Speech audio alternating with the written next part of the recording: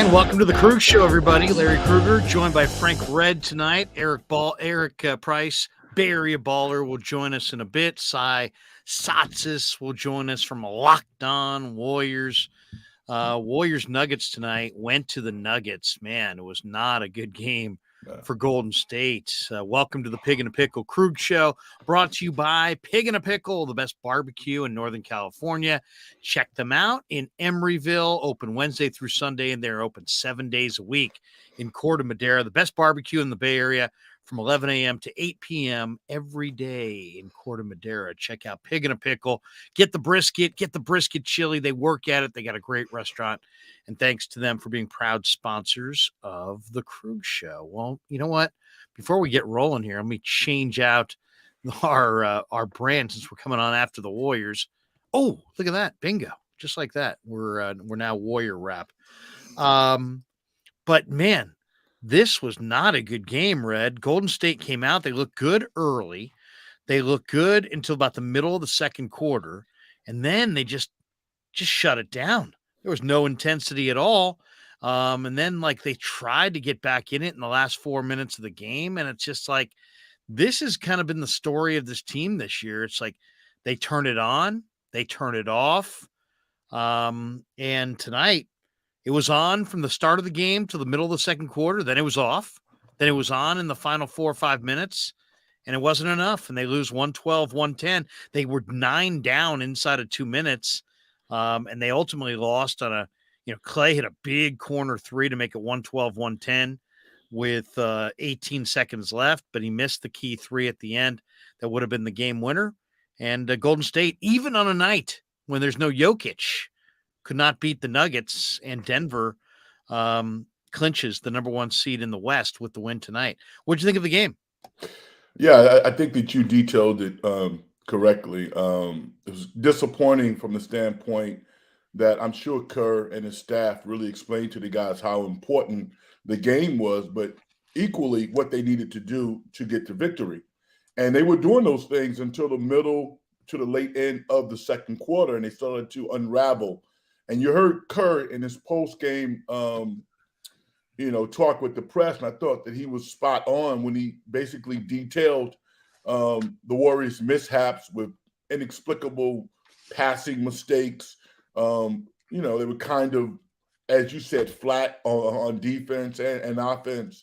And that led to them losing. Now, I'm never surprised when veteran players appear to be tired or fatigued.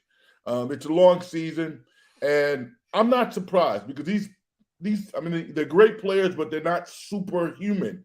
So they're going to be tired. And when you get tired, the mental mistakes happen.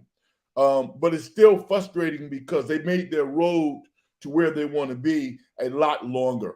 And over the next 3 games, we're going to see what's going to transpire. But they could have made things a lot easier for themselves by simply sticking to the plan and getting to the finish line with this Nuggets team, because I think that they feel that they were going to be the number 1 seed anyway. When the Warriors gave them life, Denver was like, hey, why not? Let's go win the game. And I think that has to be disappointing to all those guys because they could have won this game. Yeah, I mean, it's just they just didn't shoot.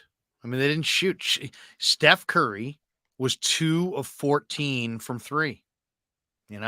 He wound up with 21, but it was an ugly 21. And when you think about it, Clay and Steph combined for 7 for 30. 7 for 30. I mean, they got up 30 3-point attempts between 2 of the best 3-point shooters in the history of the game. And yet, both of them had off shooting nights. 5 of 16 for Clay, 2 of 14 for Steph. Poole took 3 threes, missed them all. So, I mean, when the pool party, as Cy says, is not rolling, it's just, what do you think of that old saying? It's a make or miss league. And it's just as simple as that they just missed shots tonight. And, that's why they lost. Do you subscribe to that theory? Not really. I think it's a factor, but sometimes you got to win ugly. The Warriors still could have won this game. The Warriors lost this game because of the turnovers that led to easy baskets. It's as simple as that. I mean, their defense wasn't horrible, but the turnovers that led to easy baskets turned the tide of the game. Sometimes you're going to shoot poorly, and I'm not surprised when out of an 82 game schedule, Clay or Steph has maybe 5 horrible shooting games a year. So I look at the mental preparation and the mental execution as to why they lost this game. Even a guy like Jordan Poole, who I would say this is the 7th out of 8 games that he's played relatively well. But you expect him, again, to deal with adversity better than he did tonight. He got a tech, even though he missed a technical shot. Once he got on the bad side of the referees, some of those calls that he should have gotten, he didn't get, just simply because of the dialogue between himself and the referees. So shooting was an obvious factor, but I just think it was just the turnovers, the mindless turnovers that led to easy baskets for Denver. Golden State was 9 of 33 from 3-point range. Yeah. They were 4 of 8 in the first quarter on threes, and then do the math, whatever that is, 5 of 24 or something like that. Yep. After, or 25 on threes in quarters 2, 3, and 4. Denver's also really good at home. They're 33-7 at home. It's one of the best home records in the NBA. Now, they didn't have Jokic tonight. What do you think of Denver as far as are they going to the finals? I mean, they're having a great year. Aaron Gordon's been terrific. Porter Jr.'s now back. What a shooter he is. He had 4 of 8 threes tonight, 29-11 for Porter Jr., 13-10 for Gordon, 26 for Jamal Murray, 14 off the bench for Brown. What do you think of the Nuggets as a title contender? 52-win team right now. I think the Nuggets are the most talented team in the Western Conference. And if they don't make it at least into the Western Conference Finals, I can't see Michael Malone coming back. They have everything. I've never seen Michael Porter Jr. play better than he played tonight.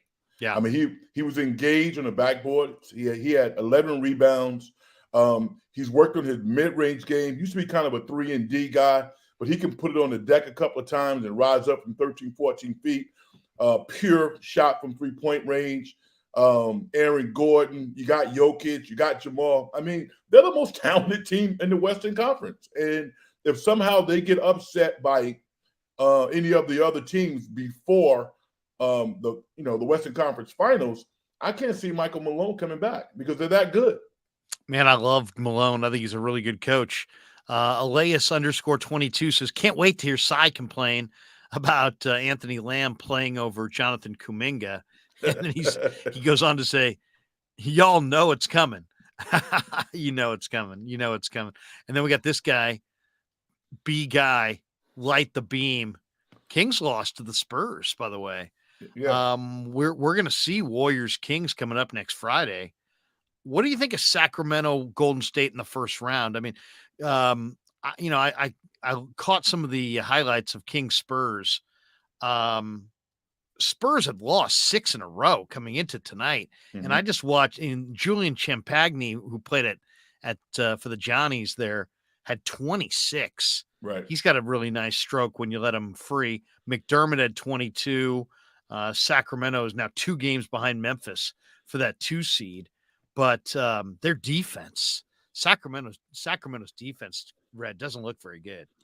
Nah, I mean, tonight's loss was inexcusable. I mean, let's just be quite honest. We watched the game on Friday against the Warriors, San Antonio and the Warriors. And San Antonio is capable of beating everybody if you don't take them seriously. They have a Hall of Fame coach, and he demands that they come out and put forth a solid effort every night. And you, as the better team, have to beat them. And Sac just didn't show up to the extent that they let San Antonio get whatever they wanted to get offensively. When a team scores 140-plus points on your home court, you didn't show up. So, ironically, Sac is in a position now to really dictate who they want to play in the first round because they're going to stay, I believe, in the 3rd position. They can play the Lakers or they can play the Warriors. It's really up to them because the Lakers have the tiebreaker against the Warriors. It's going to be interesting Friday night to see who they put out on the court. Because if the Warriors win that game, I think that they're going to keep the 6th seed. Who do you think would win that series? I'm never going to bet against Steph Curry in a opening round series. I think the series would be very competitive. Shaq is capable of winning. But the thing about Shaq that really concerns me, if I was a fan of the Kings, is their home record is not good enough. Even before this game tonight, they had identical records for home and away. That's not good. In the playoffs, you have to win your home games. You have to.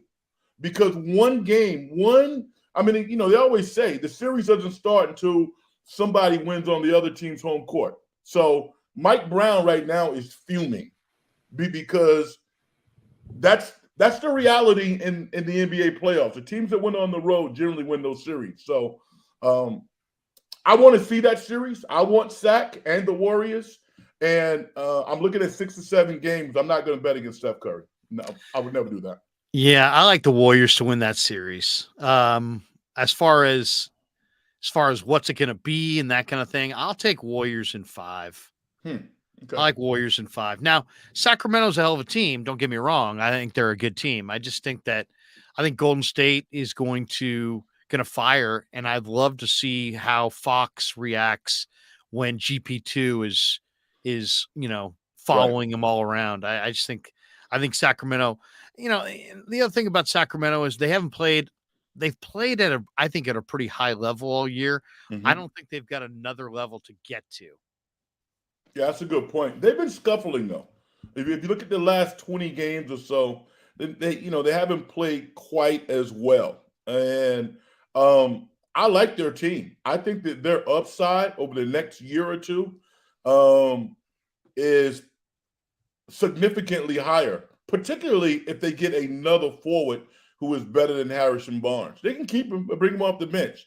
Yeah. But I like their team. But even tonight, you and I are talking about the Warriors shooting 7 for 30 from the 3-point line on the best team in the Western Conference court, and literally they had a chance to win the game. Had they won this game, you and I would have been like, is this really good? Because they would be patting themselves on the back, laughing on the plane all the way back to the Bay Area. So that shows you how good the Warriors are and what they're capable of doing when they can come down to the last second with a shot by Klay Thompson and almost win this game. No, I know. Kerr was so critical in the post game. Yeah. I haven't heard him be that critical. He basically said, and then to quote him, "We were mindless out there." That. Yes. We were mindless out there. That's about as critical as you can get about your basketball team. Is it just, do you blame Kerr for not being able to motivate these guys? Or Frank, is it one of these things where you've been to the finals, you got a bunch of guys who have rings and they just don't get up for regular season games, and it's just nothing he can do about it.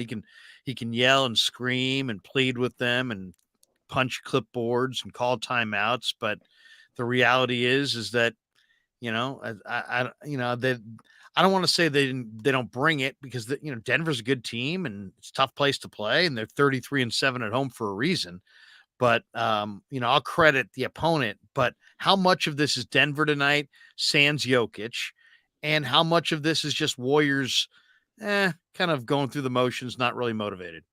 I think it's a lot of that, going through the motions. But what I infer from Kerr's comments is not related to Steph, Klay, or Draymond. I don't believe that. I think Kerr's stance is similar to ours. These are Hall of Famers. They won 4 championships. They know what to do, when to do it. They'll be fine. I think he was talking about the role players, to be quite honest with you.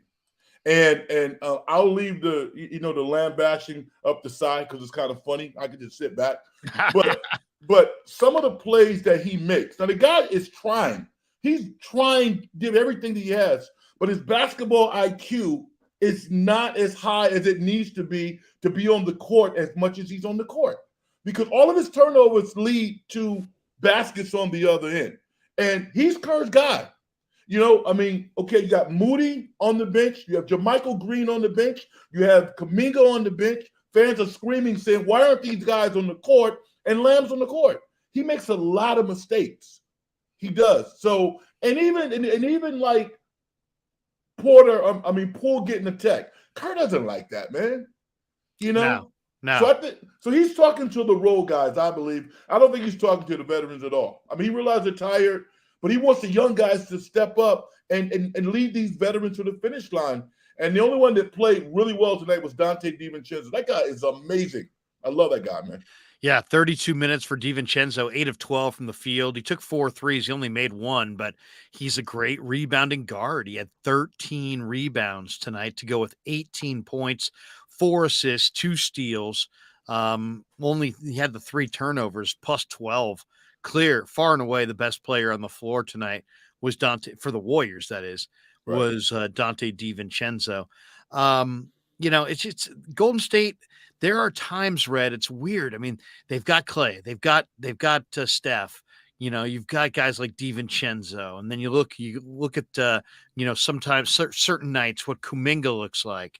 Other nights Poole gives you a huge scoring output. Sometimes Lamb will get into it, but a lot of times, turn that off. Oh, there we go. I was going to say there's just there are times this year where they just look outgunned by their opponent. They don't get offense from Green. They don't get offense from Looney. And then on nights when they're not getting offense from Kuminga or Lamb, or Poole has just an okay night, you know what I mean? This team could really use a proven bucket getter on the second unit. Poole at times looks like that guy, but many times he doesn't look like that guy. So that to me is what they look like when they're playing the better teams in the league. And by the way, just so you guys know, the Warriors 2-20 this year on the road against teams that have a 500 record or better. So they have not beaten good teams on the road all year. But the number that really jumped out to me, Red, was the Warriors are 1-6. 1-6 on the road in one possession games. So they don't win these close games on the road. And I just think there's so much pressure on Thompson and Curry to shoulder the offensive load because the role players don't do anything offensively on the road at all. And it's pretty consistent this year. No, you're right. And, I think that they are relying on frame of reference, just thinking that these guys can do it one more time when they need to in the playoffs. It's not that easy because the Western Conference is better than it was last year. And, facts do matter. So they're 1-6 in these situations. They got to strap it up, man. Again, when I look at the games, as I told you, I look at the games in 4-quarter sections. So I'm looking at the first quarter and saying, okay, this is what they're capable of doing. The first half of the second quarter, they can play at a really high level. But when they just tune out and just kind of go into kind of chill ball, they can be beat by anybody. And they're up against it. I mean, we don't know if Wiggins is going to come back. I think that he would ease things a little bit. You're talking about a guy who, again, was rivaling Steph for the MVP in the NBA championship. So his loss is a major factor because he can shoot from the perimeter, he can drive, he can do a lot of things. So teams are clearly hedging on Steph and Clay to a certain degree, and that puts a lot of pressure on those guys. So they need to have that other guy. Is it going to be Wiggins? We really don't know. If he doesn't come back, they're going to be up against it a little bit. Well, right now, destroying the pig in a pickle green room is this man, Sai Satsis. Sai, Red and I started without you, and there was a guy early in the chat here. Yeah, and I gotta recall it here. Who puts his pickle in the pig? No, Really? it was this one. It was Elias _22. Can't wait to hear Sai complain about Lamb playing over Kuminga. LOL. And then he comes back with Y'all know it's coming. Here's the thing, man. Here's the thing. I was saying that months ago because like no one else was. There's now so many other people saying it that I'm speeding a completely dead horse if I echo those sentiments. There are so many people now who agree and who are echoing the sentiment that I can kind of sit back now. So no, the bitch fest did not occur tonight. It's fairly obvious that the Warriors that he's mismanaging. You know what's fascinating about the Lamb thing that I did point out tonight is that Kerr has weird rules with each player, right? Like certain players, they like the veterans, obviously, for example, right? They could turn the ball over 10 times. Even like I'm looking at the box score right now. And like DiVincenzo had 3 turnovers tonight, but he still played 31 minutes, almost 32 minutes. So certain players can turn the ball over and Kerr will just ride with them, right? Other players, certain little things just sets Kerr off, right? And with Anthony Lamb, he can miss threes like he did tonight. He was 0 for 2. He can play awful defense like he did tonight. I mean, Draymond Green was caught on TV chastising him for a missed defensive assignment, which happens a lot. But the moment Anthony Lamb commits a turnover, he's out. And tonight, he was pulled. He only got 15 minutes. He's normally getting 20 plus. And that second turnover was off a bad pass, I believe. That was it. And Kerr yanked him out. But what added to, I think, my ire and a lot of people is that Kerr took him out and didn't replace him with another big, like let's say Kuminga or like let's say Draymond Green, who are like the only players on the bench who are bigs. Jermichael Green is pretty much persona non grata. No, he went to Dante DiVincenzo and he went back to a 4-guard lineup in Looney. And we've already seen the 4-guard lineup not work. The Nuggets' size was killing them tonight. And, the one thing I did see on the show tonight is that Steve Kerr, when it comes to his lineups and his rotations, is obtuse. He is this year, man. He's just very stubborn in his ways, and he's not adjusting accordingly. And you're seeing games like tonight, like Jonathan Kuminga, who youngest player in Warriors history to hit 100 threes. He shot 3 for 5 from the field. He was 1 for 2 from beyond the arc. He's one of the only players who can match up with Aaron Gordon, who can match up with Michael Porter Jr., who Kerr inexplicably had Stephen Curry and Jordan Poole guarding. That made no sense, but we could talk about that as well. But Kuminga needs to play, and the minutes distribution is just nonsensical this year. Just continue tonight. Yeah, and we welcome in Bay Area Baller, who joins us as well. Baller, good to see you. What's up, fellas? What's up, good to see you. I would say if Kerr asked me my opinion, and he hasn't recently. Wait a second, let me check my phone. So he hasn't in the post game called me and asked me my opinion. Do you have Kerr's phone number in your phone, by the way? Let me see. No, I don't. No, I don't. Do you have Bob Meyer's phone number in your phone? You know what? I may. I do too. Yeah, that I do have. That's one of my problems. I may have Myers in there. I may have Myers, but I don't have Kerr. I don't have Curry either. Yeah, I have Myers though as well. I had opportunities to write it down, and I just didn't. No, but if Steve asked me if all of a sudden my phone rang, he said, "Krug, I know you got the Krug show rolling, and you're doing live streams, and you're bitching about Lance and the Niners. Can you give me a little advice on my Warriors?" I would say, Steve, let's make Jonathan Kuminga part of the 30-minute a night club. I think Jonathan Kuminga has graduated from what he was to what he is. And the only person who hasn't gotten the memo at times, I hate to say it, is our man, Steve. Yeah. Steve, he's a 30-minute a night guy. Play him 30 minutes a night. Take a chance. Play him more. He's one of the league's greatest athletes. I just think for many, many reasons, I could go on and on and on about it. His development, he's the quickest guy in the open floor to loose balls without GP2. He's got leaping ability. He's got finishing ability. He can play with almost anybody. They lack a finisher. They lack anybody who beats anybody off the dribble going to the rim. Play him 30 minutes a night. And look down at that sheet. If you need to pick a piece of paper out of your pocket to remind you, oh yeah, 30, I need 30 to 35 minutes for Kuminga. Play Kuminga 30 minutes a night. Tonight actually wasn't bad. There are other nights where he doesn't get even the minutes that he got tonight. So I think he's gotten to that point. I think that's a key factor for them going forward. 95.7 Brian says tonight's game simply came down to the Warriors 3-point shooting. They went 9 for 42 as a team tonight.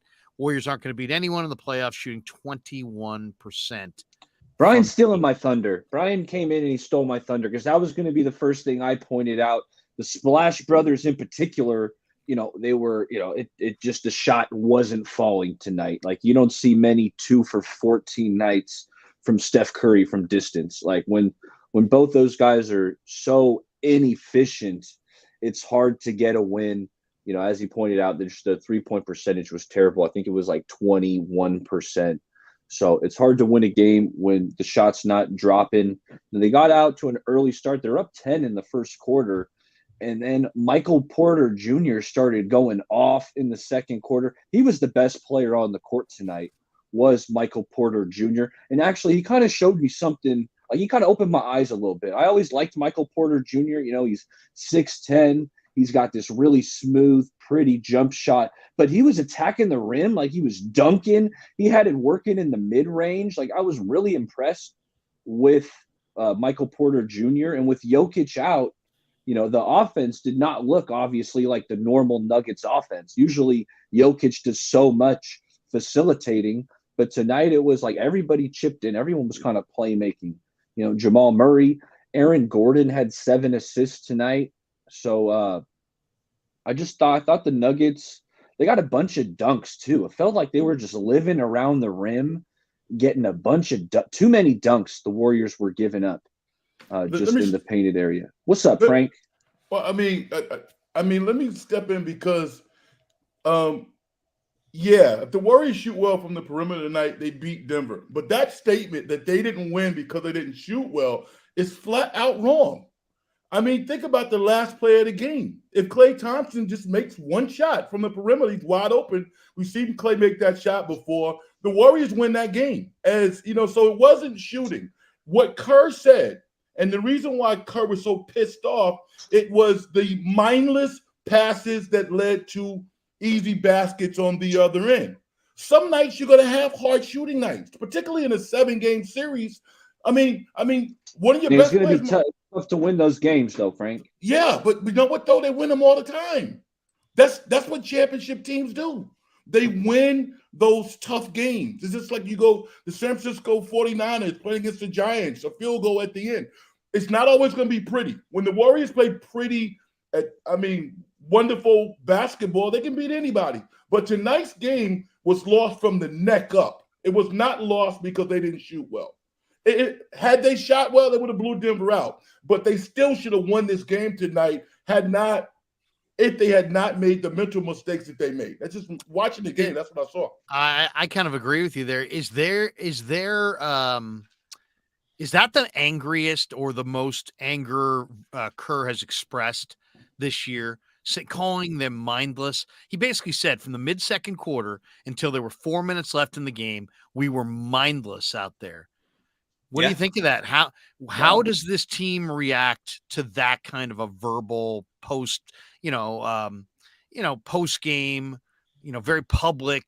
He basically scorched earth on him. He went scorched earth. Well, look at a mirror for starters, Steve. I mean, look at a mirror, man. I mean, why not make adjustments, react quicker instead of just standing there with like deer in the headlights looks, every time other teams are pulling runs on you or every time other teams. I mean, why was Stephen Curry and Jordan Poole guarding Michael Porter Jr. tonight? The Warriors got killed by Porter Jr. and his size. The dude's 6'10". So besides being an incredible 3-point shooter, he's also grabbing boards. He's getting putbacks. And then Aaron Gordon as well was killing him. And you respond to that by having 4 guard lineups and Kevon Looney. Like, he's got to look in the mirror, man. This season a lot of this is on him. The players totally tanked tonight. The starter, I mean, Draymond had 4 turnovers.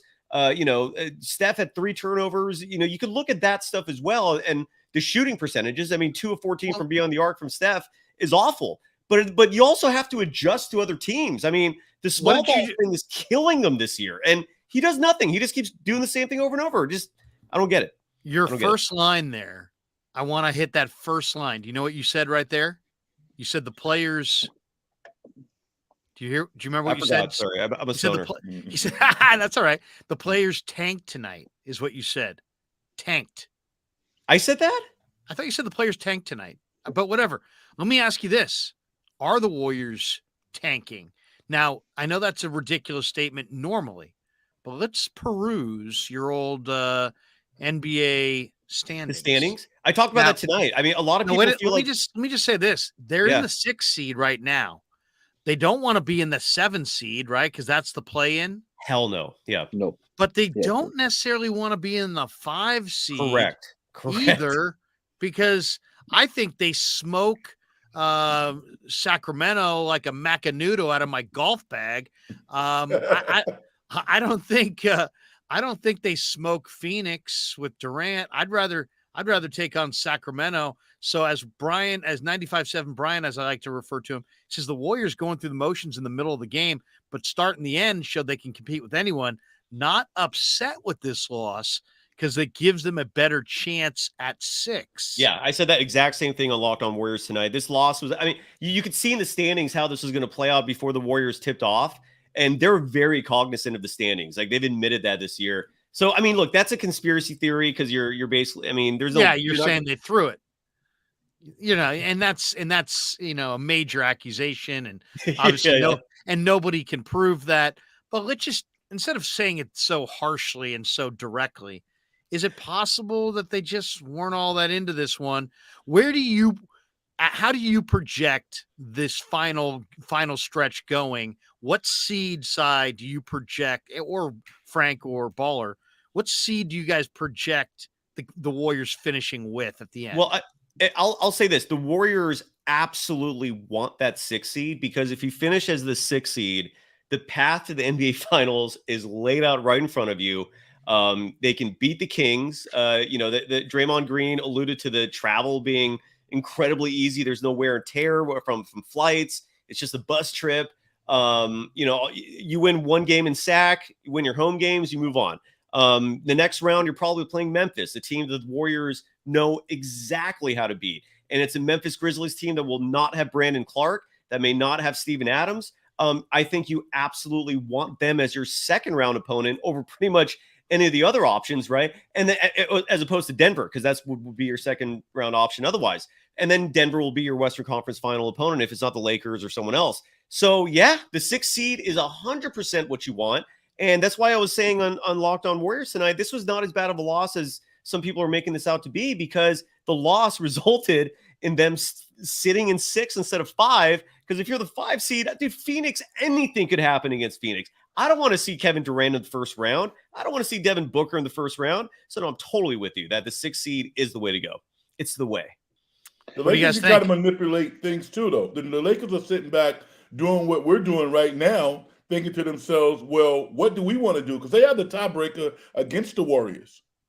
So They do. Correct. Yes. So they can kind of, they can play 3-card Molly also the last 3 games. I'm not quite seeing it the same way you guys are. I think trying to play, they trying to play the game where you're manipulating the standings. I think it's risky business. I think it is risky business. I don't think they obviously didn't try to lose the game tonight. We saw them. They were playing hard. They were trying to win. I just think the shots weren't falling, for whatever. It is what it is. But the Warriors went out. They wanted to win this game. And, they control their own destiny in the sense that they can avoid the play-in. If they win out, that'll exclude them from the play-in circumstances. So that's their mindset. Go into each game getting a win, and then maybe, during the last game of the year, if it would affect them or, it would help them, aid them in getting the 6th seed, then maybe you do something there. But you got to go in with the mentality to win each one of these last games, because that's how you avoid the play-in. It's too tight. The standings are too tight. I hear you, but I'll say this. I'll take Sacramento and Memphis all day and all night over Phoenix and Denver. And the players know me that too. Me too. What's up? Who do the Lakers and Pelicans, who they're tied with, Right now, the Warriors are 41-38. The Lakers and the Pelicans are tied. They're both at 40-38. Correct. Half game behind. What do the Lakers and Pelicans finish with? I see here from Bruce. Bruce says key games down the stretch: Kings, Pelicans, Lakers, Clippers, Warriors, Kings.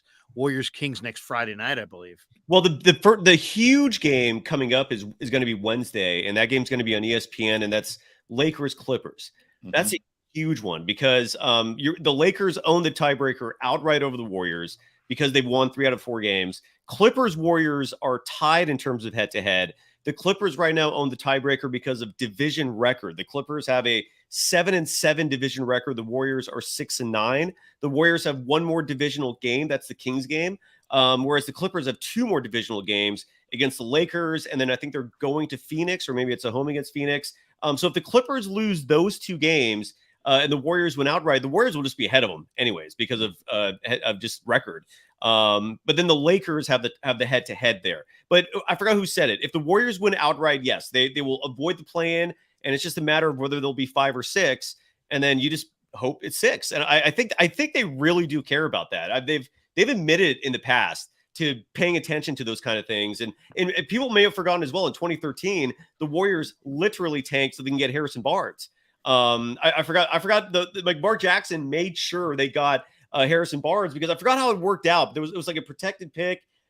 Someone else was going to get it. I can't remember. Right. Well, they had to finish outside the playoffs, right, to keep their pick or something like that. Yeah, exactly. Whatever it was. They've done it before. They kept the pick. They got Harrison Barnes, who was nice. They want Sack. Let's be honest. They want Sack. Yeah, I want Sack. I think it'd be great. I want Sack. And I want the beam. Here's the irony. I think Sack wants the Warriors. Really? Yes.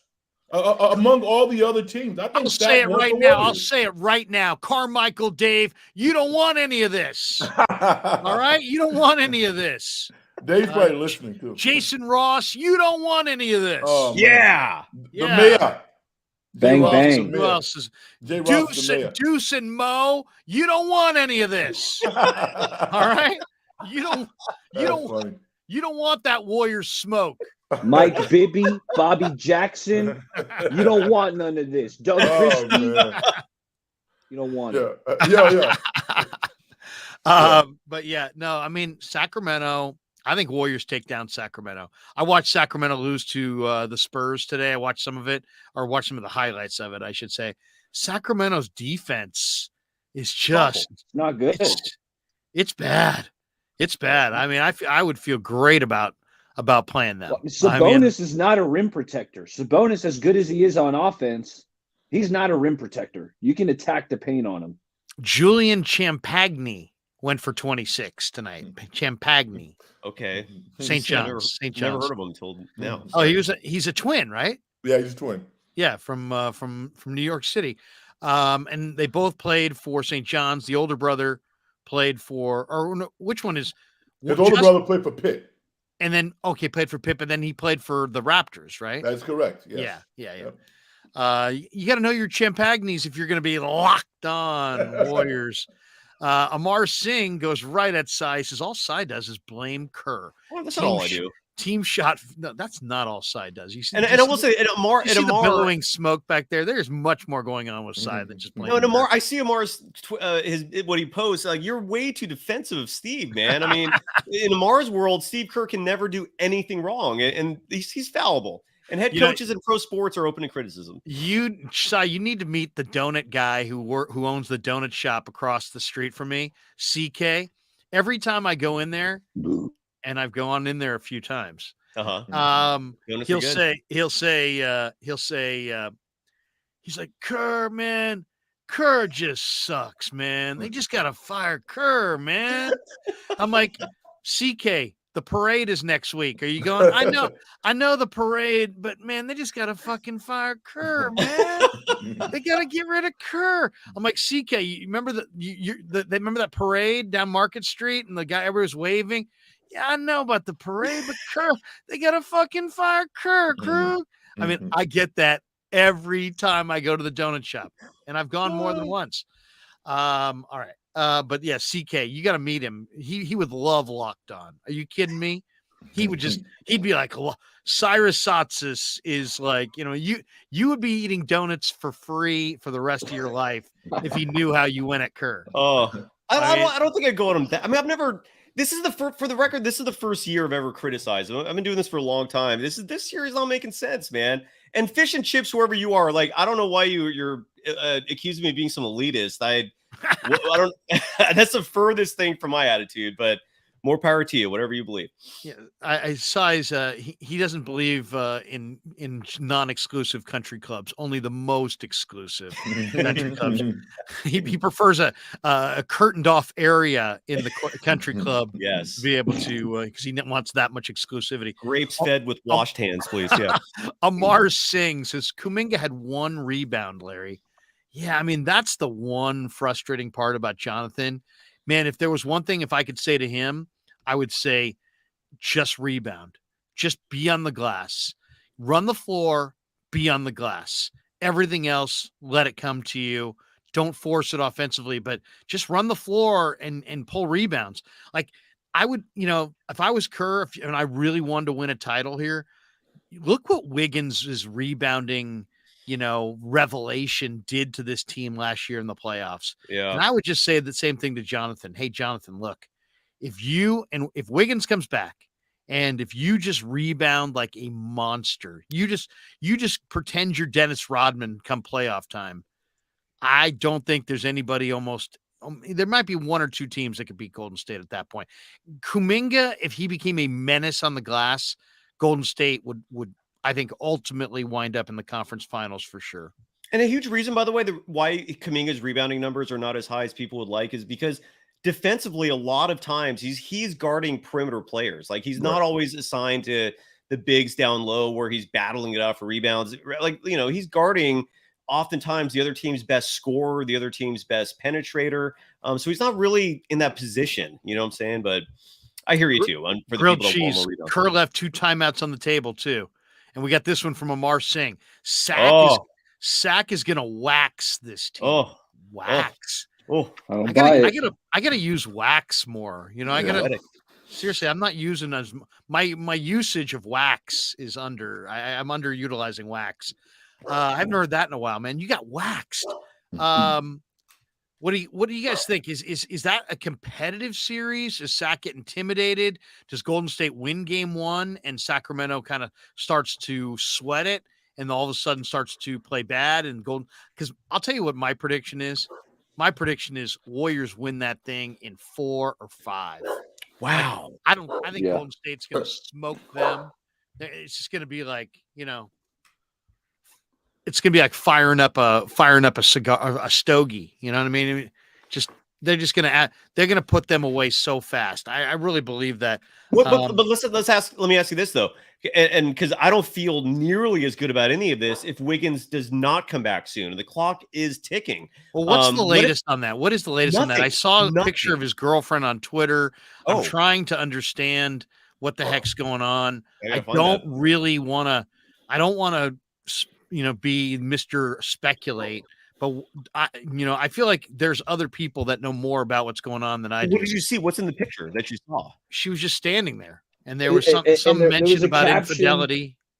What I saw on Twitter, to clarify it, was I guess it's Wiggins' girlfriend saying she's looking for someone who works with curly hair in the Bay Area, was what I had saw. So Wiggins' girlfriend's inquiring about some kind of hair in the Bay Area. And that was news because it's just told us that he's in the Bay Area? I guess. Okay. Well, Jason Dumas reported that too, that he's in the Bay Area, and he's reputable. He's never said or done anything to. I don't know. My thought on this, and I have no sources. I'm just reading the tea leaves, which is I've been doing a lot lately. But without sources, my feeling on it is that obviously he's going through some drama. Obviously, it's got him in a bad headspace or at least distracted. But I think he's committed to their championship run. And I think when the playoffs start, you're going to see him out there. And he'll deal with whatever his off-court issues are concurrently with competing in the playoffs. My sense of it is that come playoff time, Wiggins is going to be out there in a Warrior uniform contributing. Do you think I'm right? Do you think I'm wrong? Am I reading that right? Am I reading it wrong? What's your guys' read? Because that's, if you said to me, bet everything you got, Krug, on he's there or not there for the playoffs, I'm betting that he's there. Yeah, I think he's coming back also. And Kerr slipped in a little nugget the last press conference when he said that Wiggins was working out. He said that. So, I mean, I inferred, okay, so number one, they're in contact with each other, somebody within the organizations and Wiggins, and he's working out. So he's kind of ramping up. Does that mean he's going to play? No, but I think logic would suggest that if he's capable of playing, he's going to play, especially when you consider that they basically gave him $100 million. That matters. If this is a health issue, life or death, then I get it. But there's a lot in the balance here. And if he can play the brotherhood that he has with his teammates, the fans, all of that stuff, I would bet that he could. I would bet that he's going to play. I have those sources, by the way. What do you guys think? Cy, Baller, Yeah, what do you guys think? It's just to follow up. So Andrew Wiggins, I think it's his fiance is technically who she is. And she posted an Instagram story where she basically was soliciting from her followers and anyone else watching if anyone knew of any Bay Area curly hair specialist, which would insinuate that, yes, she's in the Bay Area or she's about to be in the Bay Area. And I think that information coupled with what we've been hearing, Frank, I totally agree with you in terms of what Steve Kerr's been saying about his just publicly acknowledging that he's aware of Wiggins' workout regimen and that, they're in touch, right? They're communicating. Yeah, I'm with you. I just hope it's sooner than later because he's not going to be the Wiggins of old on day one. It could take a week. It could take 2 or 3 weeks, but hopefully he comes back soon. And I think this entire postseason is predicated on it coming back. If he doesn't come back, anything could happen. They could lose in the first round of Sacramento. So what's it going to take for the Warriors to slip into the play-in?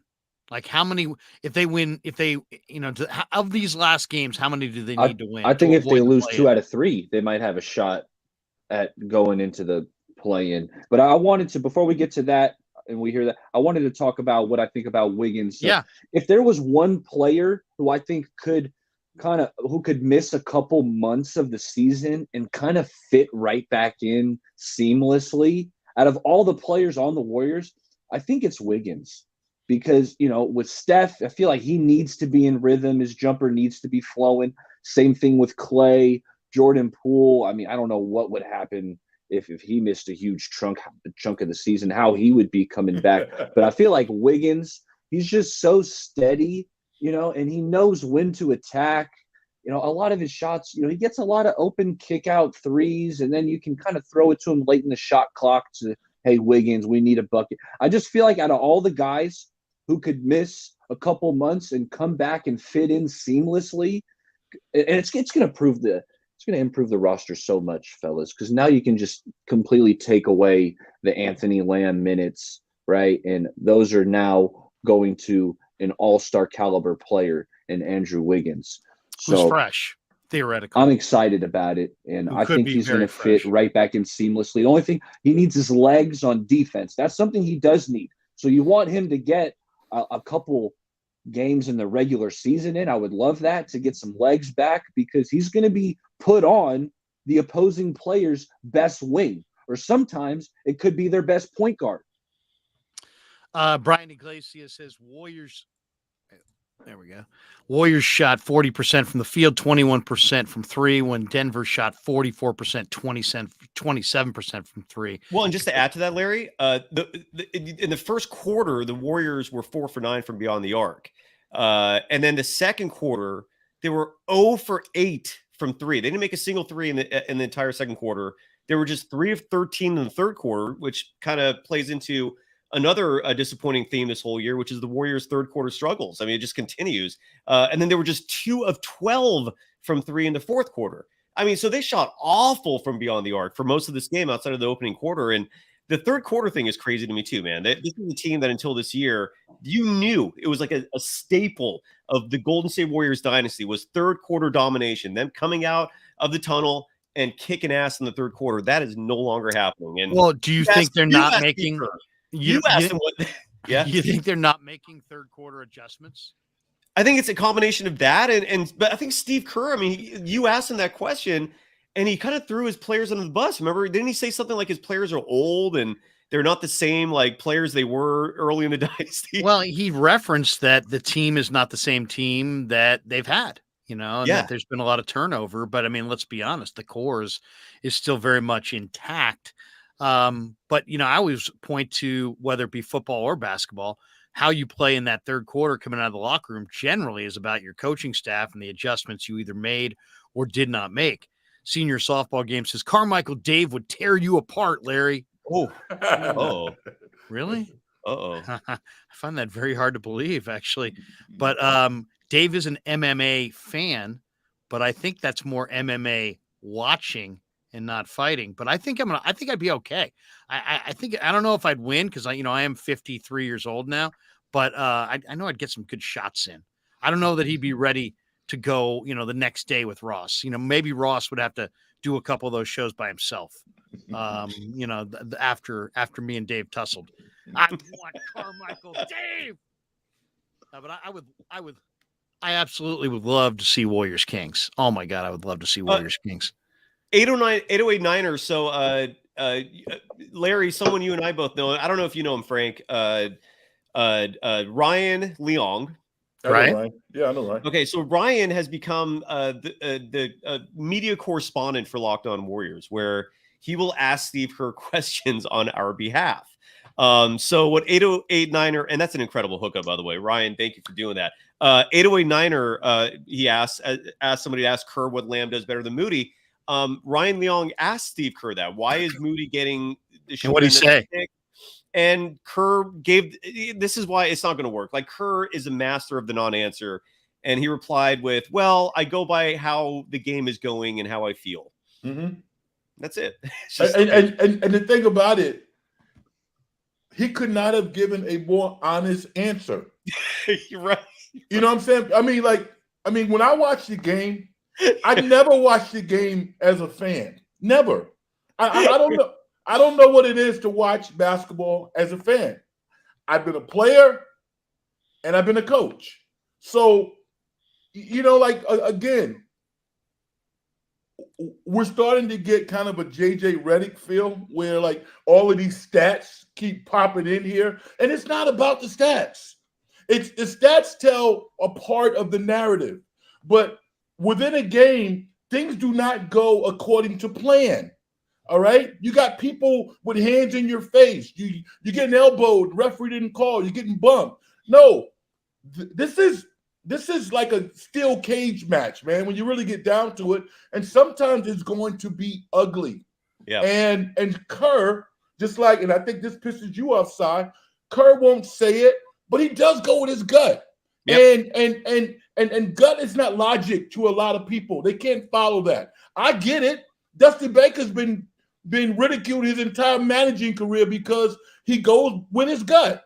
And when you go with your gut with a player that you really want to do well, and then they screw you by throwing a pass across court and the other team runs down and throws a layup in, it pisses you off. Yeah. So I get Kerr because I would be the guy who's the role guy who would not make the mistake because I appreciate the opportunity. So, I get Kerr, and he gave an honest answer, but it frustrates the hell out of fans that are so fixated on the analytics and the stats.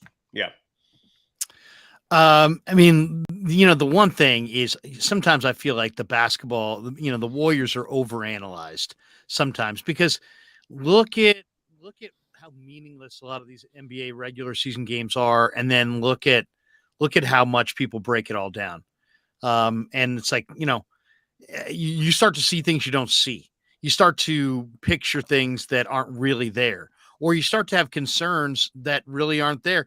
I mean, we've voiced a lot of concerns about Golden State this year, And now that the playoffs are rolling around, I don't know, they're kind of rounding into form. A lot of the concerns I had a month or two ago, I really don't have right now. I kind of, I guess it is, I was thinking about it. Why is that the case?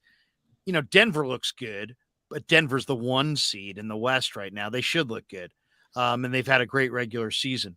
But I'm just saying that it's like when you get to the playoffs, it's like, I don't know. I always had this idea that some of the top teams in the West would be greater or have more momentum than they currently have. Like when we've discussed these NBA playoffs months ago, guys, I just figured, Denver would be really rolling, and they look to be really rolling. I mean, they're playing well. But then I thought, oh, Phoenix is getting Durant, man, they're going to be a nightmare. The Clippers and Kawhi and the bench help that they got at the trade deadline, man, they're going to be a nightmare. Oh, look at Sacramento, the way they're scoring points in bunches. Man, they're going to be a tough out. Now, as we get, as the, calendar turns to April, KD's been hurt. Phoenix doesn't look the same. Clippers, whatever night you catch them, some nights they look good, some nights they don't.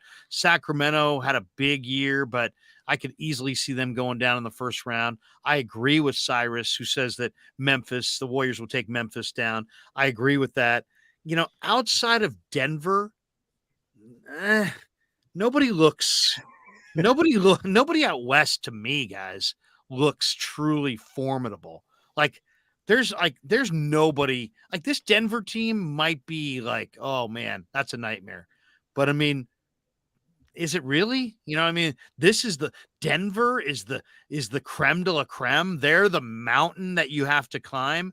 I don't know. I mean, it doesn't seem like the climb doesn't seem as daunting here in early April as it did to me even a month ago. Yeah. Give me your guys' perspective on the Western Conference contenders and the run to the finals. Does it seem like an easier run to you guys than it was earlier this year, or is that just my way of looking at it and you don't see it the same? No, I agree with you. And that's why I had never hit the panic button all year long. We've been talking about it. And it's like, the Nuggets are good and the Suns look pretty good, or they got some weapons at least. But, the Warriors, they have the experience. We know they hadn't played their best brand of basketball, and that's what it's about. They got to be playing a strong brand of basketball at the right time of the year, get their defense right. GP2's back in the lineup, although he didn't do much out there tonight. He didn't play much either. Yeah, limited minutes for GP2, but, you got him back. If you can get Wiggins back, that's going to improve the defense. And absolutely, what we've talked about, what I've said is, the Nuggets are a threat. And all year, I feel like I've been kind of saying on here, the Nuggets are probably the team that I fear the most in the West, just because, with Jokic and Jamal Murray, some of these guys that we saw today, Michael Porter deep. Jr. obviously went off. Aaron Gordon, they got a couple wings that are so important come playoff time. But no, you're right. It's the Nuggets, the Suns, and the Warriors, in my opinion. One of those teams I feel confident is going to be coming out representing the West. And the Warriors, they got just as good of a chance as these other teams. You say Nuggets, Kings, and Warriors? Did I say Kings? I meant Nuggets, Suns, Warriors. Suns. Okay. But you don't think the Lakers or Clippers are in that same group? Especially with Paul George banged up. I haven't gotten the latest update on Paul George. But even when he's on the court, I feel like Paul George, since he's left the Indiana Pacers, tends to just kind of disappear, and he doesn't show up in big game moments, at least in my opinion, since he's left the Pacers. So I'm really, as legitimate as Kawhi is, Kasai, I know you've heaped praises on Kawhi. Kawhi is a serious threat. That dude's a big time player. Okay. He gives the Warriors some serious problems, but it's going to be Nuggets, Suns, Warriors coming out of the West, in my opinion. We got this one that I think is kind of interesting from, first of all, Tom Pierce said, like and subscribe, 16,000 might happen today. We're at 15,977. Oof, you're getting there, man. You're close. So what are we, 23 away? Is that what it is? 23 subscribers away. So if you've yet to hit like and subscribe and you're one of the couple hundred people hanging out, hit like and subscribe and help us get to 16,000 subs before tonight. We're trying to get to 20,000 by the draft, which is about a month away. I don't see that happening, but you never know. You never know. Doth do protest to Amar Singh, by the way. Mark Jackson was not terrible. Mark Jackson was a huge reason this whole organization turned around from being the joke of the NBA to being a respectable team. I mean, Stephen Curry, Klay Thompson, they'll tell you till the end of time that Mark Jackson is a huge reason why they're the player they are. He might not have been been able to carry them to the championship. Who knows? Maybe he would have if he had the opportunity, but I can't sit here and just watch someone just rip Mark Jackson and say he's terrible. That's not true at all.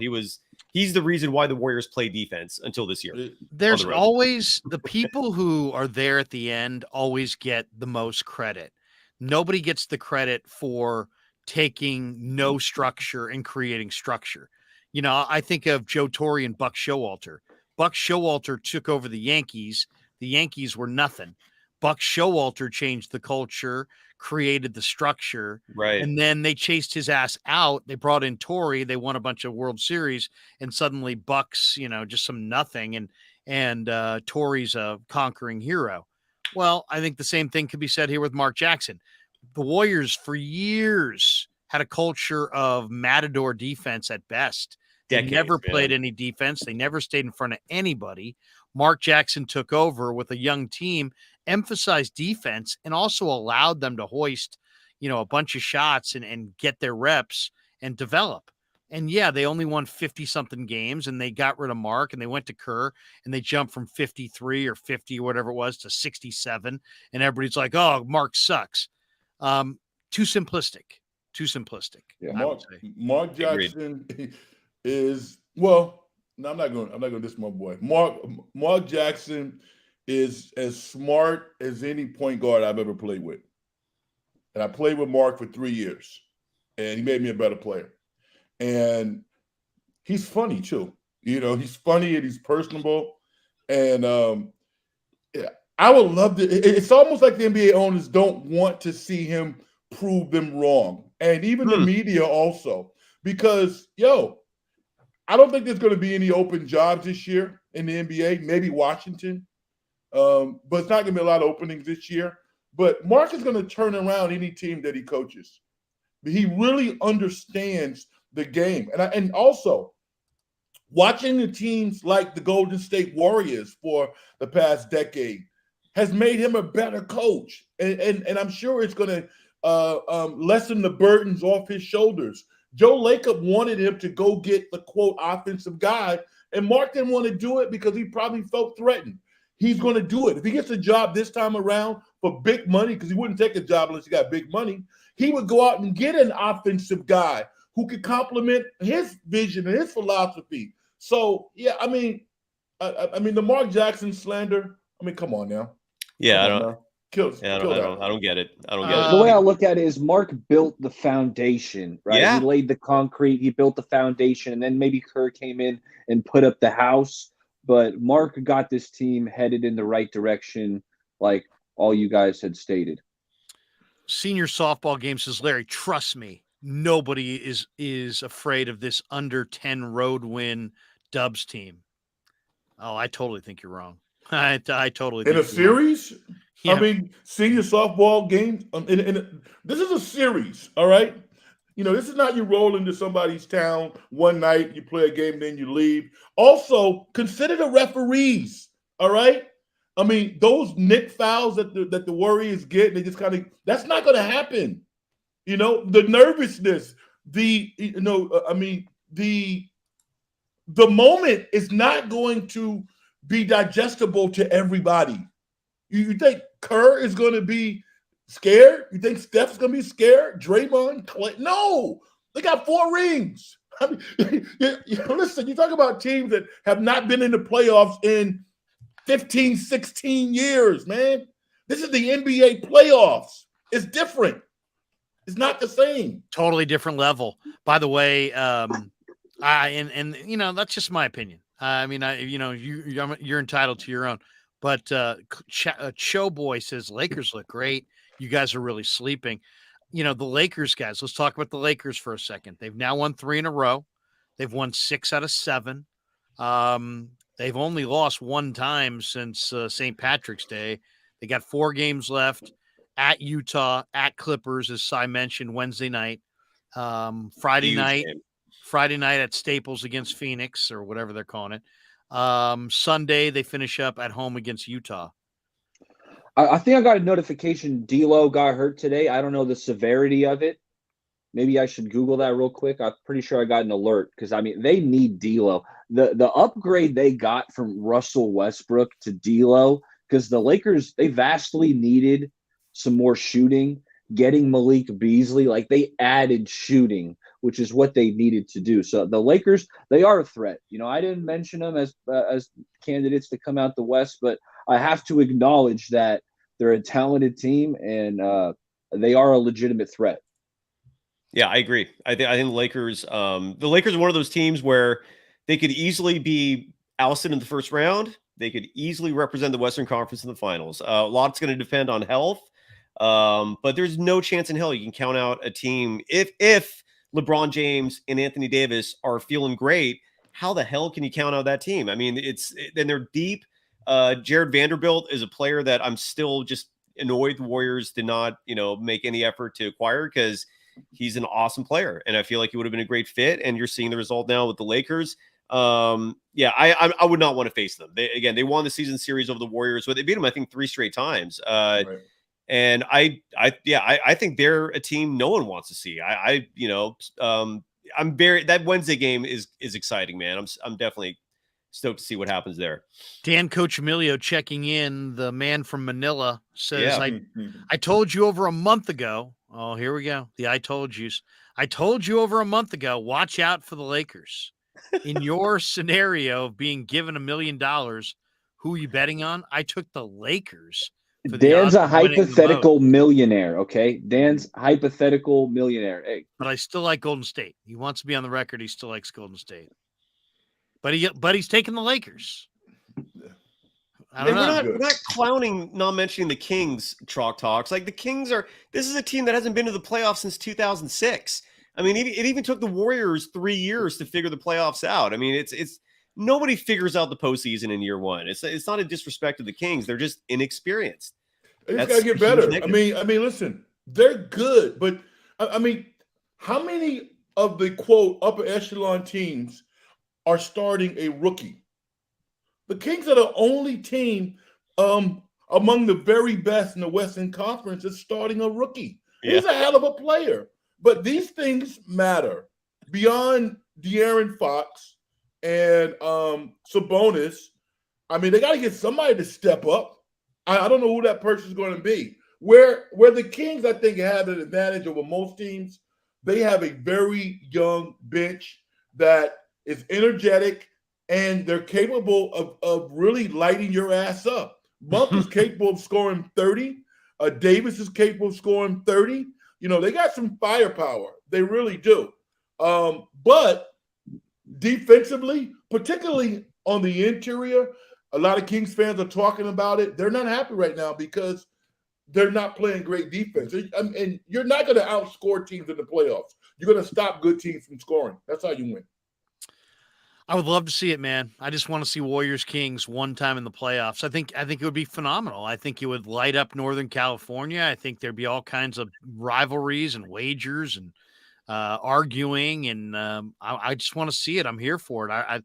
To me, that the NBA has never been able to cultivate a Northern California basketball rivalry. Yeah. And if the Warriors smacked the Kings after the Kings had some big regular season deal, man, it's on.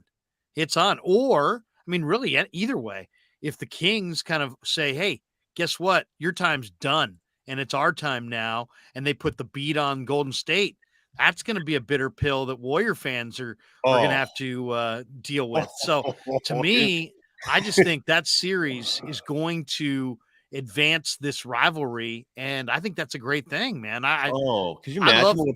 I love going up there and seeing games, and I love all the Kings fans who make the trek down the 80 and go to Warriors games. To me, and I've said it, my kids have gotten tired of me saying it, but I've said it many times to them. I love the Warriors Kings matchups. Like when the Warriors are playing, I like to see all the games, but when the Warriors are playing the Kings, I mean, I tape it. I'll tape it and I'll watch it. Then I'll talk trash to my brother and Yeah.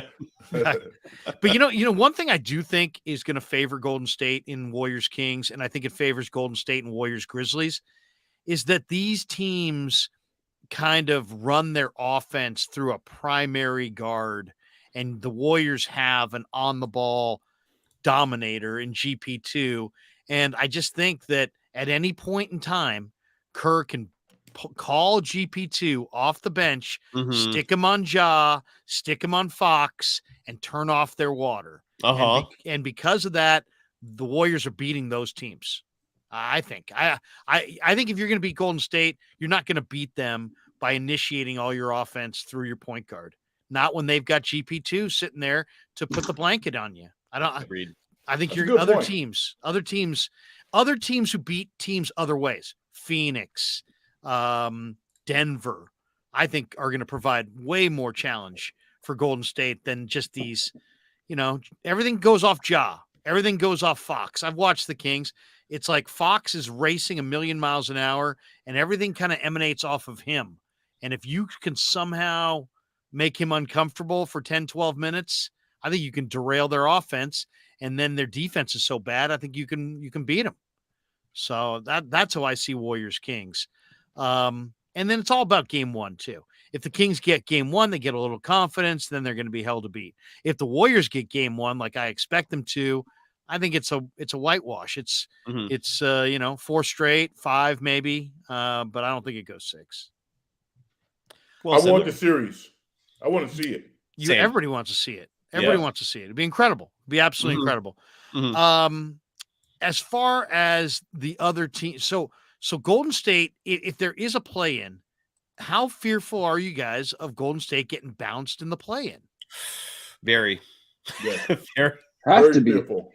Anytime you're playing a 1-game or a 2-game scenario, at that point, it's not the 7-game series. Anything can happen. So yeah, it's concerning. That's why maybe I felt what OKC? Really maybe OKC? Is that what it would be? Warriors Thunder? Oh, depends. I don't know who the 10. I mean, the Pelicans are going to be in the mix. OKC. We don't know if there's going to be the Lakers. The Mavericks, I think, still technically have a shot. Although that's a really crazy story. Minnesota still has a chance. Who does? Minnesota? Oh, Minnesota. Yeah, we're totally forgetting. Which lost today as 19.5-point favorites. The Timberwolves lost today to the Blazers. They gave the Warriors a prize today. Minnesota gave the Warriors a big prize. I think one of the most underrated revelations in the West in the last week was the injury to Naz Reid. Yeah. I mean, Naz Reid, when I see Naz Reid, I mean, he's just like, he's terrific. I mean, the guy can shoot it. He's got guts of a burglar. I mean, he's a good. He was undrafted, Larry. It made no sense that Naz Reid was undrafted. Like he was a big-time high school recruit. I saw him at LSU. You saw the athleticism. You saw some of the skills. And then the guy went undrafted. And I remember texting my buddy, like, why the hell is Naz Reid? Is there some, off-court stuff going on? No, teams just whiffed. Naz Reid's a really good player, and, yeah, they're going to miss him.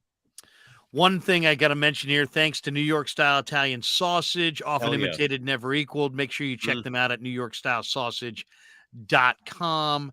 And also thanks to our good friends at Telmetrics for being a sponsor of the show. That's TELMETRIX.co. Thanks to Casey Bateman and all the good people at Telmetrics.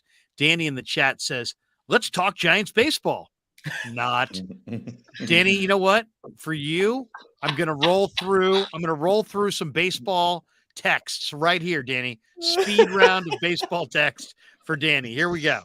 MF. Boch and the Rangers improved to 3-0 for the first time since 2011. Oh. There you go. Oh. Here we go. CW. Has anyone been on the Giants Reddit? Christ, are they delusional? They're all saying 90-plus wins this year. What? Oh, is that a homer? Is that a homer room? Is that what's going on? I think so, because my son said he posted a video I did on like Joey Bart, and he said that people were heckling me on the Giant Reddit page, like, "How dare Larry come on our Reddit page?" We got this one from John praise R. and praise a high draft pick. God forbid, right? Is Yeah, that what yeah, you did? exactly. No, I basically said that the addition of Gary Sanchez means that the Giants are probably quitting on Joey Bart, which I think is probably the case. Sargon says Larry's more famous than MJ. I'm not sure about that. Well, there you go. Look at you. There you go. You John see down the R. sun. He goes, Kapler talk when? MF goes, back up. Gabe Kapler to an NBC Sports Bay Area worker. We heard that the other day. He told a cameraman to back up. Not a good look. Not a good Here look. we go. MF. Larry has Kapler's number on speed dial. Oh, yeah, I'm sure. Brian. You don't have Steve Kerr's number. I think that's what that's alluding to, right? Yep. Brian says, yo, can we stop and pause and just notice that Bay Area baller is a G? Hey, I appreciate that, Brian. Look at that. Look at that.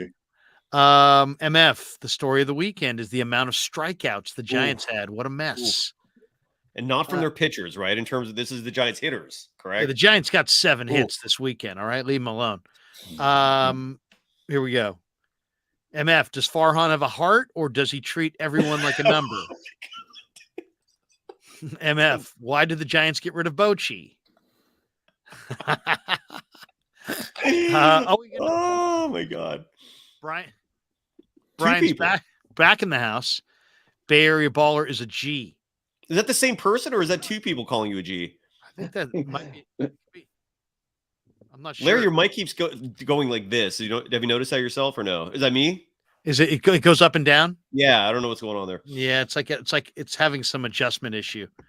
John R says the Giants are a 100-loss team easily. Looks that way. Somebody asked about Rye. Patrick Sheehan. Where's Rye been? It wasn't my turn to watch him. Gilbert Gamboa. Uh-oh. There we go. Mike down again. There we go. He says, Bochy's a good baseball guy, but his team in Texas is pretty stacked and their farm is loaded. The sad thing is the Rangers payroll is like $7 million more than the Giants. That is sad. Dan Coach Emilio says, Roger Craig Humbaby changed the Giants culture. So there you go. A little baseball. Did you guys watch the Final Four on Saturday? I can't right now because San Diego State's winning every time I don't watch. So I'm officially staying away, man. My alma mater is one win from a title. It's crazy. I watched the UConn game. You watched the UConn game? I was locked in. Yeah, I was locked in on San Diego State and FAU, which was just a tremendous, sensational game. What a comeback by San Diego State. They're heading off to the championship game, but I missed the second game. But that first one with FAU and San Diego State, wow. That was a great basketball game. Oh, that was a great basketball game. It was so great. First of all, the big guy for FAU. Golden. His name is Golden. Yeah, he's good, man. He is really good. Is he good? Like he's going to be in the NBA? Well, that's the question. Okay. Frank, what do you think? Is he NBA good? And then the Creighton big man from last weekend, Kalkbrenner. Yeah. Are these guys NBA I think he's players? Better. I like Kalkbrenner. I think that we don't know. Both of those guys are coming back, and I think one of the determining factors will be strength. Neither one of them are as strong as they have to be to actually hold their post position in the NBA. Also, you got to see them do some stuff from the basket. Both are more interior players. The big guys in the NBA now can catch and literally run offense, like Jokic. You see Jokic making moves from the free throw line, shooting the three. We haven't seen that from those guys. So, I like them. I like both of them. I think they're promising, but they have to expand their games. Did you take San Diego State for the Final Four, Baller? We talked about who we wanted or who we thought could win it, and I ended up just saying who I'm pulling for. And I went with two teams on completely different ends of the spectrum. I said Purdue because I like the big guy, Zach Edey, who I think is a intriguing NBA prospect with his size. He's old school when I look at Edey because he's big and he's got that low post touch where he can finish around the rim. Not too many bigs have that nowadays. So that's why I like Edey. But I like San Diego State. I mentioned it because, I played with my boy Darion Trammell, the little point guard in my adult league. So, right. When you know a guy, I didn't know a ton of players that played D1. So when you know a kid who's still playing out there, you're pulling for him. And he's been having a great run. He had a 20-point game a couple games ago. And they had a great comeback. The kid made a clutch shot at the end of the game to win it. And so I'll be pulling for San Diego State. I think they're going to be the underdogs. I haven't seen the spread yet against UConn. About 7. 7? UConn's favored by 7, huh? Yeah. Okay. Well, it's amazing, really. Connecticut, they beat Miami by 13, right? A lot of people thought Miami. There we go. A lot of people thought Miami, who had the nation's 5th ranked offense, they had 4 players who've scored at least 20 points and at least 3 times this year. They might be able to slow down Connecticut or, somehow beat Connecticut. But Connecticut beat them by 13. And that was the closest that Connecticut has been to anybody. They're the 6th team since the tournament went from 64 team to expanded to 64 teams in 85 to reach the title game with 5 straight double-digit victories. It's an impressive list if you look at them. 4 of the first 5 went on to win the championship. I think it's Connecticut for sure. I took Connecticut and San Diego State on the money line, and I'll be taking Connecticut tomorrow probably on the money line. But I just didn't see this coming, man. First of all, San Diego State plays incredible defense, but how awesome was that last shot for San Diego State? I mean, that kid, that was guts, man. And I don't know if you guys heard Ted Leitner's call. It was terrible. It was like, no, it was terrible. It was like, no. Aztecs win. Aztecs win. Aztecs win. It was like, and it goes, and it goes, and it goes, and it goes. I forget exactly. It was really bad. But nobody's talking about it, but that shot was worth millions to San Diego State. Oh, the game winner? Oh yeah. Millions. Nobody's talking about that, but that's that's the real issue. because of the impact of being in the finale. Well, every step that you advance, your school gets more money. Oh, I didn't realize that. Oh yeah. Yeah, so San Diego State plays really good defense, and they're going to play really hard. But Connecticut's beating them. There's just no doubt in my mind. What do you guys make of the UConn Huskies? I mean, did you guys see this coming? Sanogo's a big-bodied guy, 21-10. He's a bull inside, but Hawkins is a really nice player, and the guy that's also pretty good is the kid from Marin. Is it Calcaterra? They call him Joey California or something like that. He's good. Connecticut and Hurley. I think Hurley's a pretty damn good coach. That's Bobby Hurley's little brother, right? Yeah. No, he's actually a coach. Played at Seton Hall, and I think he's to me, watching Connecticut is just like, I didn't see them. I had them losing in the second round. Did you guys see this team? Because, I heard after when they got to the Sweet 16, some announcer was like, yeah, they could win it all. And I'm like, really? I haven't heard hardly anything about Connecticut this year. Now you're saying they can win it all, but they're not just beating teams. They're crushing them. I mean, is it their defense? What do you make of their group? I guess the one perimeter shooter forward is a Caravan. Yeah, he's a freshman, right? And he's in the starting lineup. He's pretty fun to watch. But the rest of that team is it's amazing how well they play together. They I had them going to like the Elite 8, but I didn't think they would win a national championship. But they actually play like his high school team, like his father's coach teams, like all the St. Anthony's teams. They're very, very aggressive. They have a phonetic pace. They rebound. They get the ball up and down the court. They actually play like an East Coast, New York City, Jersey style of basketball. I mean, if you look at them historically, they're the best team of this era, but they really only have maybe 1 or 2 pros on the team. Maybe the big kid in a couple of years would be there. but they're just very, very aggressive. You know, you don't see that in college basketball today. I mean, you would see it in the 90s and something like maybe a decade ago, but they just play a very, very organized, fast-paced style of basketball that is overwhelming to a lot of teams because they have talent. But they don't have a lot of pros on that team, actually. They're just really, really aggressive. They play tough defense, you know, but they don't shoot real well. Kyle Kutera, they got him. He's a grad transfer from the University of San Diego. Right. You know? San Diego State. Who's the best player in San Diego State history outside of Kawhi? Michael Cage. Cage? Okay. Yeah. Cage from what, the early 80s? Yeah. He was quite the rebounder. Well, maybe Tony Gwynn now. Tony Gwynn's a player, man. Yeah, he was. Yeah. Tony Gwynn. I'm trying to think. I can't think of too many good players from San Diego State. Like overall, like Marshall Faulk is considered one of the greatest athletes ever from San Diego State.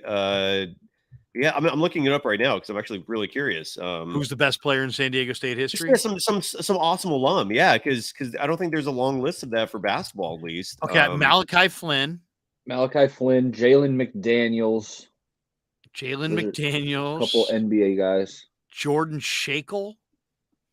Wow. Uh-oh.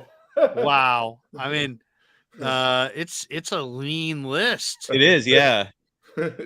I don't recognize like any of these guys, like JJ O'Brien, Malcolm Thomas. I don't know who any of these guys are. So Rock Lee. Did you guys remember Rock Lee? Zillin Cheatham. Yeah, I mean it doesn't ring a bell exactly. I'll say this: the coach for San Diego State, the former Michigan assistant, Steve Fisher really put San Diego State back on the map when he went there. Fair. He did. Steve Fisher, pretty underrated basketball coaching career, if you think about it. I mean, he resuscitated San Diego State. He won the national championship with. Oh, wait a second. Did he win? Yeah, he won it, right? Yeah, he won. He won it over with Ramil Robinson. Yes, that was the year that Frieder got dumped, and he took over mid-stretch and beat PJ Carlissimo and Terry DeHare and all those guys in the. Was that the 88, 89 Final Four, something like that? It's amazing. It's amazing when you think about it. Connecticut big tomorrow night. I know it's gutless to say take them on the money line, but I will take them on the money line. Hey, couple things before we say goodbye here. The NBA CBA. I don't know if you guys saw this. To me, this is really interesting. They outlawed weed, by the way. Did you see that? They're no longer testing. Well, no, they outlawed or they're not outlawing it. Right. Like they're letting players smoke it now. They're not testing. Yeah, they're not testing. Exactly. They took it off the list. Which and you can profit off it. That was another weird thing in there. It's like you could also like invest in weed companies and sell weed. I think that's part of that was part of it as well. Players can now do business with weed companies and sports betting companies as well. It's kind of fascinating, actually. You know who owns his own weed company is Sean Kemp, the Rain Man, who's just in trouble the other day, right? Didn't he get arrested for some? I didn't see that. But yeah, I think he got arrested because I got to look it up now. No. Somebody was trying to rob him. What's up? Someone was trying to rob him, and then he retaliated. His retaliation though got him in trouble, right? Didn't he go to the guy's house? Well, no. He saw no. He pulled a gun allegedly in a parking lot from somebody who had shot at him, and all the charges were dropped. Okay, he fired the gun, by the way, Frank. But yeah. Okay, that's what it was. There you go. Yeah, that's okay. He claimed self-defense and he won. What did you guys think, though? One of the things about the CBA, and there's a couple different things. One of them is that there's going to be some competitive balance things put in there so that you can't include cash in a deal.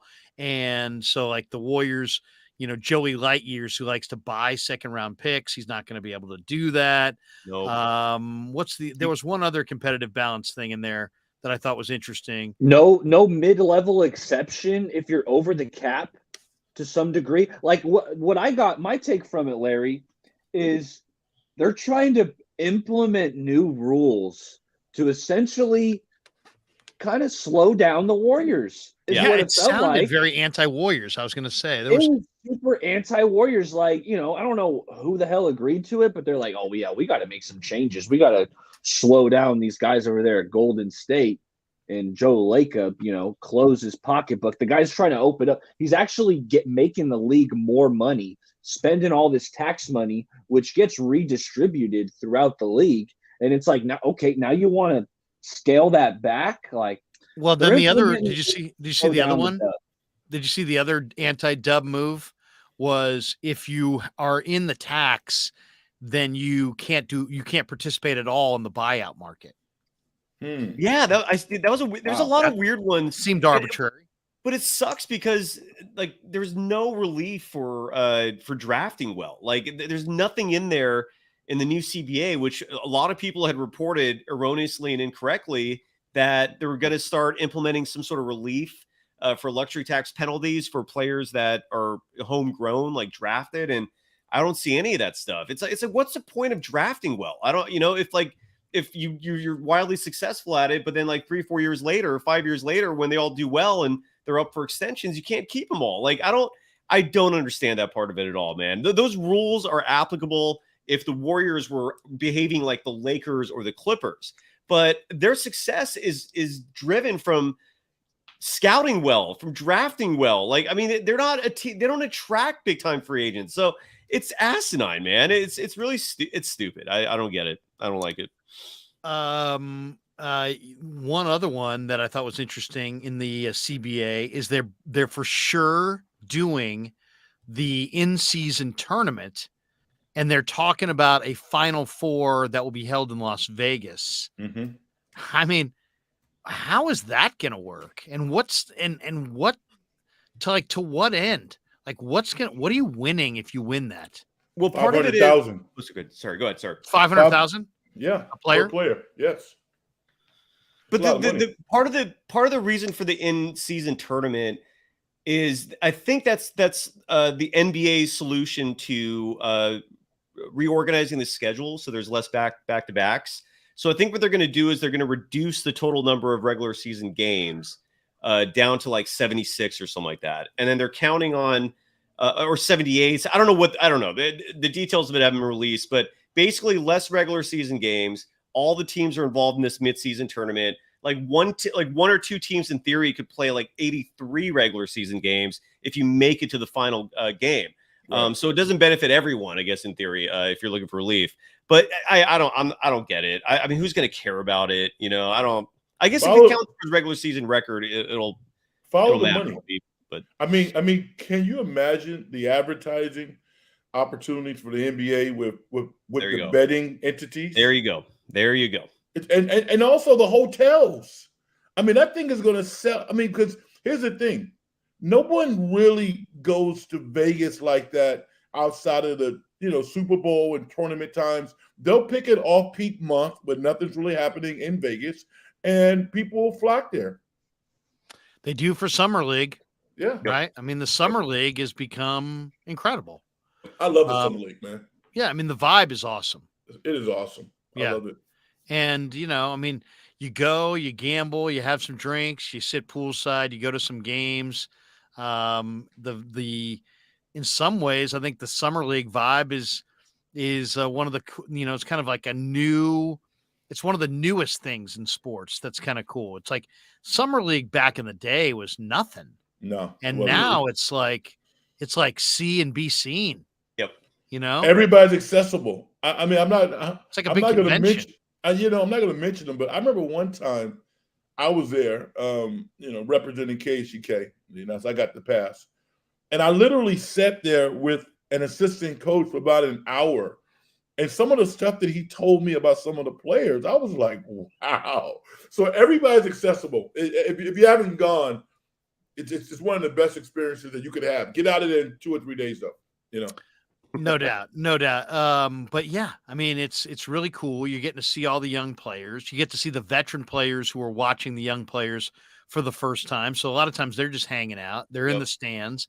Everybody's willing to talk because, summer break's coming up and the season's over, and, everything that's been decided has already been decided. It's just, I don't know.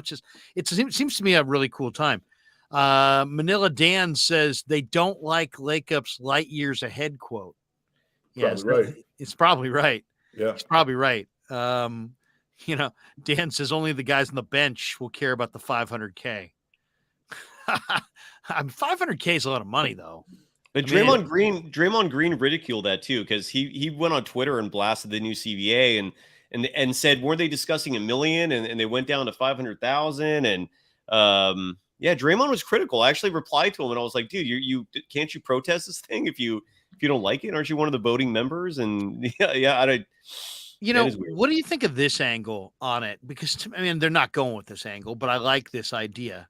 From Mo G. He says, use the mid-season tourney to get young players ready. What do you think of like a combination of your young players who aren't playing and your G League guys? And just put together a team. Together a team. Warriors team, Kings have a team, Knicks have a team, everybody's got a team, whatever it is, and you have this tournament, and it's basically like it's almost kind of like saying we're next, we're coming. We got a bunch of guys on our roster under 24 or whatever it is, and we got a bunch of guys in the G League, and we got some young talent. OKC would probably wind up winning this thing going away. They have so many young players, but what do you think of that? Instead of and tell Steph and Clay and Draymond, you know what? Sit back this week. We got you.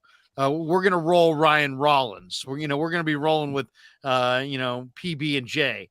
We're gonna, you know what I'm saying? Well, I like that idea. Then at least you would have an event in the middle of the year to market your young players and to kind of maybe the league all pauses for a few days to watch some young players. I don't know.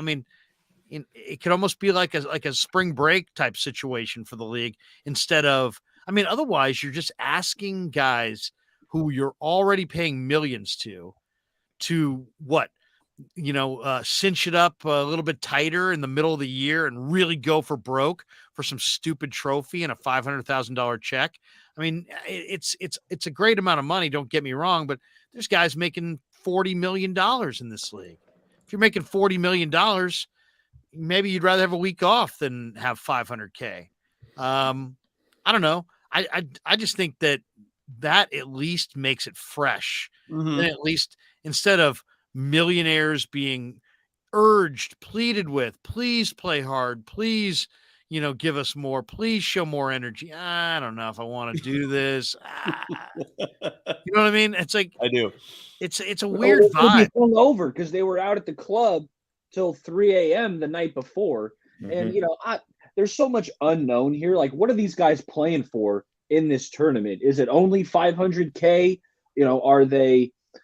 Are these games going to count towards their regular season record? Because if that's the case, then I think so. Teams, Larry, they're not going to want to just play their young guys because they're gunning for one of these seeds or they're gunning to get into the playoffs. Like, they're going to be playing their dudes, okay? Maybe not the Warriors. Maybe not some of these teams might take your point. But what do you think of Brian's idea, Baller? What do you think of Brian's idea? 95.7 Brian. Yeah. I'd rather watch at the end of the season tournament for the first pick in the draft than an in-season tournament. I'd love that. Teams fighting for the first pick like a cash cow for the NBA. That'd be sweet. Like the bottom four teams. That would be sweet. You have them Victor Wembanyama. Who gets now that's a really good idea, Brian. That's that sounds more intriguing to me than a midseason. I don't even know what these guys are playing for. And then guess what? Then you don't get the early vacation if you really suck. You're Houston and one of these teams. No, you're not. It's not 1, 2, 3 Cancun. It's like you guys are fighting it out for the Victor Wembanyama sweepstakes. And I think that would be good. I think it would be good. End of the year, little tournament doesn't have to. You don't have to have every team in the league that didn't make the playoffs. But how about the worst 4 teams that are likely to land, the first pick in the draft? Let's see them battle it out for the first pick in the draft. The only thing is a lot of the players may not care about the first pick in the draft. Right? Yeah, that's true. Does anybody care if they've got the first pick. One guy's about to be a free agent in 2 months, and it's like, I'm going to help you get the guy to replace me. Like, no, you might get some of that. That's why the one and done is still in place, because they didn't want some high school kid coming in taking one of the vets' jobs. That's why the one and done is still there. Yeah. You know? Mark Grace is at Brian Iglesias. His soon-to-be free agents are not playing in that game. Yeah, I mean, could you imagine if you're a free agent and you play an 82-game schedule and you tear up your knee in the Victor Wembanyama tournament? I mean, you'd be on the edge. But did you see the play that went viral from Wembanyama? He missed a three. And then he got his own offensive rebound and dunked it in the same play. Like, you have to see the play to believe it. The guy missed his own three and then got the rebound and put it back all in one motion. Like, I don't think I haven't seen that. Eddie says, I'd include every team sudden death tournament for the number one pick. Yeah, but then the number one pick winds up on the best team in the league. Right. You know, yeah. I don't know about that. Good luck with that. Yeah, I had that. I don't know. Come on, owners, vote on this. I got an idea. No, thank you. Yeah. And the number one pick goes to the Golden State Warriors. I mean, people would quit. The whole league would stop fighting. All right, guys, final thoughts on the game tonight. Warriors had a chance at the end, amazingly. They were down 9 inside of 2 minutes. If Clay hits that final three, they win the game. Either of them. Of his, he had 2 chances added. Well, the second one got tipped, right? Yeah, second one was tipped. The first one, obviously, hit the first one to make it 112-110. What'd you think? I mean, Golden State just, Kerr, I thought was more critical than I've ever heard him be, which to me, that's my biggest takeaway from tonight. It's just that to call your team mindless from the mid-second quarter till the 4-minute mark, that takes guts, man. And I'm eager to see how they respond to being called out so severely, so publicly. That was my takeaway. I mean, nothing in this game really was like, wow, other than I want to see Kuminga get more minutes. And I was disappointed that Golden State, lost the points in the paint, despite the fact Jokic didn't even play. Yeah. And that's bad. Golden State did dominate on the glass. But to me, my takeaway is, man, it's going to be really interesting to see the way the team responds next game, because Kerr called them out, and he didn't just call them out. He called them out in kind of a brutal way, I think. I don't know. What was your guys' takeaway, your primary? My primary takeaway from this is disappointed, not worried. I expect the team to come out Tuesday and really put on the show. Yeah, this Warriors team, it's the Jekyll and Hyde home versus road thing. It's so real and so baffling. And the entire encouragement and hope you should have with this Warriors team is based largely on the fact that when they're at home, they look like one of the best teams in the NBA. And if that's the version we see in the postseason, anything could happen. So, yeah, I agree that this game, even though they look bad, even though Steve Kerr's emotional post-game press conference, I think, was partly due to the fact that Kerr, I think, was approaching this like a playoff game. His rotation was short. It was 9 players deep. And, it failed. And, so I think that's part of the reason why he also felt more comfortable lambasting his team the way he did, because the young players weren't out there. Like Patrick Baldwin Jr. didn't play. Moody didn't play. So I think he felt more comfortable being that critical because he knew it was his veterans that he was counting on hearing it. But I really hope Kerr also gets a little introspective and takes a look at the players that he's choosing not to play. I mean, JaMychal Green would have been useful tonight. He's 6'9". Him and Looney are the 2 tallest players on this team outside of Patrick Baldwin Jr., but we're never going to see PBJ. So realistically, JaMychal Green, take another look. I mean, that's a player that he still stretches the floor. I mean, he's not a horrible 3-point shooter. I know his number's down, but teams are not letting JaMychal Green just shoot open threes either. So he spaces the floor offensively. He gives you height, which this team sorely is lacking. And I hope he reevaluates playing him and playing Moses Moody, a player who just a year ago he was relying on to start Western Conference Finals games, and now he just sits on the bench getting DNPs. Nothing makes sense this year. It's baffling. It's frustrating. But with all that said, the goal for the Warriors is to not fall into the play-in. The 6th seed is the absolute ideal position because of the path they would have to the finals versus being the 5 seed, where it would just be it's night and day in terms of difficulty. It really is. And I know they're aware of it. They've always been aware of it. This is a very smart team. Nothing goes over their head. I don't know if you saw that clip the other day of Stephen Curry calling out Matt Steinmetz for being. Yeah, I saw that. That was funny. That was hilarious. Yeah. And so they're smart. This is, they're not a dynasty for no good reason. And I do think that they're cognizant of what they need to do to be in the best position to attain success in the postseason, and that is going to be the 6th seed. So don't be disheartened tonight or by tonight's loss. It was not as bad as it felt, because it felt awful. Because right now the 6th seed is theirs. All they got to do is win out. As Baller said, they do control their own destiny. So let's hope they win the remaining 3, and if not win all 3, at least win 2 out of 3. Because if they lose 2 out of 3, I think they're a play-in team, and this team looks so much like the 2021 Warriors that I don't want to see them in the play-in, man, because I don't feel great about that. If they go in the play-in, yeah, you might this could be it. This could be it for the dynasty. I don't know. We'll see. You guys got a thought on the Giants? I mean, they lose 2 out of 3 at Yankee Stadium. They got shut out twice in 3 games. Sorry. You guys got a thought on them? I mean, it just seems the Giants cannot hit at all. I mean, the Giants do not hit. They don't hit. I'm not sure why they don't hit, but they just don't hit. So, it's a bad lineup. It's just a bad lineup. I think they're going to struggle all year. Yeah. With an inability to score. It's funny too, because they had a decent cactus league swinging the bats, and I think a lot of people were like, "Yeah, they're going to be good. They'll be fine offensively," and it's like they're awful. I mean, they're really bad offensively. They're the outfield's hurt. They just you got Wilmer Flores hitting 3rd on opening day. It's not a strong offensive team. They got shut out today. They got shut out on Thursday. Now they get the White Sox tomorrow. They don't look, to me, I think the Giants are for sure a sub 500 type team this year. I don't know how much you guys watched of them this weekend.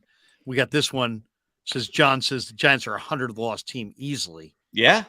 I don't know. I mean, look at their lineup. I don't know how you can look at that lineup.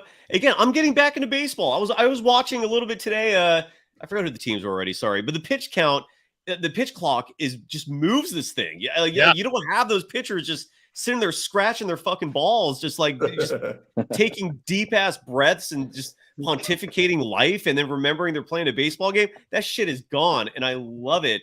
So Larry, and it doesn't feel rushed though. While there is pace about the game, it doesn't feel rushed, because I'm getting my first look at all these rules, and that was one of my concerns. I'm like, well, is the game going to feel rushed? I'm not getting that vibe, because you know what? I do think the players, they were kind of taking advantage of the situation. Like they were, you step out of the box and you got to really gotta take off your batting gloves and readjust them like every pitch. So I think players were taking advantage of it. And they kind of cut back on that. And I'm a baseball purist, so I was fearful that some of these rule changes, even the shift, like I was always like, the shift, these guys should just be hitting the ball the other way. But you know what? So far, I've watched a couple of games, 2 out of the 3 Giants games I've paid attention to, and the game, it looks good. And I can't say as a purist fan, I'm not upset about any of the rule changes. I think the pace is okay. What I will say, Larry, is you can't win a baseball game when you're scoring 0 runs like the Giants have in 2 out of these 3 games. And then, the bullpen, which I was excited about, the Giants bullpen getting the other Rogers brother, the lefty. He gave up a run when I saw him. Doval, in the game they won, Doval had some trouble finding the strike zone. That ball walked a couple guys, so it's like I'm kind of monitoring that. I like Camilo Doval. He's got, he's throwing 100 miles an hour. He's got good stuff. He struggled just to get the pitches thrown on time. He's very slow. Yeah. The one thing I don't like about it already, just watching the new rules, every sport has a natural pace, right? Mm-hmm. And in baseball, the seventh, eighth, and ninth innings, for as long as I've ever watched the game at the major league level, always go longer, typically, than the first 3 innings. Why? Because guys are dying hard, right? They're going to take more pitches and they're going to work more walks, and there's going to be more relievers, and there's going to be more adjustments and more tension and more. And in the current rules, and I like the current rules in that there was a lot of dead time and now there's less, and so the games are moving. But I would like to see them either eliminate the clock or relax the clock in the seventh, eighth, and ninth innings, because right now when I'm watching these games, it has a feeling like everybody's kind of going through the motions at the end of the games, because we're used to seeing a slower, more deliberate pace, guys staring in at the catcher a little bit more, and a little bit more sign stealing, a little bit more, just a little bit slower pace. It's no different than the end of a football game or an end of a basketball game. Guys call timeouts. The last couple minutes in an NBA game may take a little bit longer. That's okay. And the fact that baseball in the seventh, eighth, and ninth sometimes takes a little bit longer, in my opinion, guys, that's okay. When I watch these games this weekend, now maybe it's because it's the Giants and they're overmatched by the Yankees, but it's just like the seventh, eighth, and ninth go as fast as the first, second, and third. And it's like, boom, boom, boom, boom, boom, boom, here we go. And it gives off a vibe like nobody cares. When guys care, it's just the rules state you got to throw the pitch now. So it's like the pace is just weird. It feels foreign. I've been watching some of the ends of these games and I'm thinking, okay, they're going to grind them. They're going to grind for a walk. They're going to grind, but there's no grinding because everything's coming at breakneck speed. And it's just like game over. Boop, game over. It's just, I don't know. It's weird. It would be like if every NBA inside of the last 3 or 4 minutes, nobody called timeouts, and you just ran it right all the clock. Or at the end of a football game, nobody called timeouts. It just ran like it did in the first quarter all the way through the fourth quarter. Would it be better? It would be faster, but I don't think it would be better. Well, and I think baseball is faster, but I don't know if it's better. Basketball would, Larry. I think that's like, I don't know of a single person that has ever come out and said, yeah, I like the end of NBA games when I know it's a little too like no one likes that crap. I don't know there's why too many timeouts. The last 2 minutes, last 20. My wife tells me about that all the time. I thought there was only 2 minutes left in the game.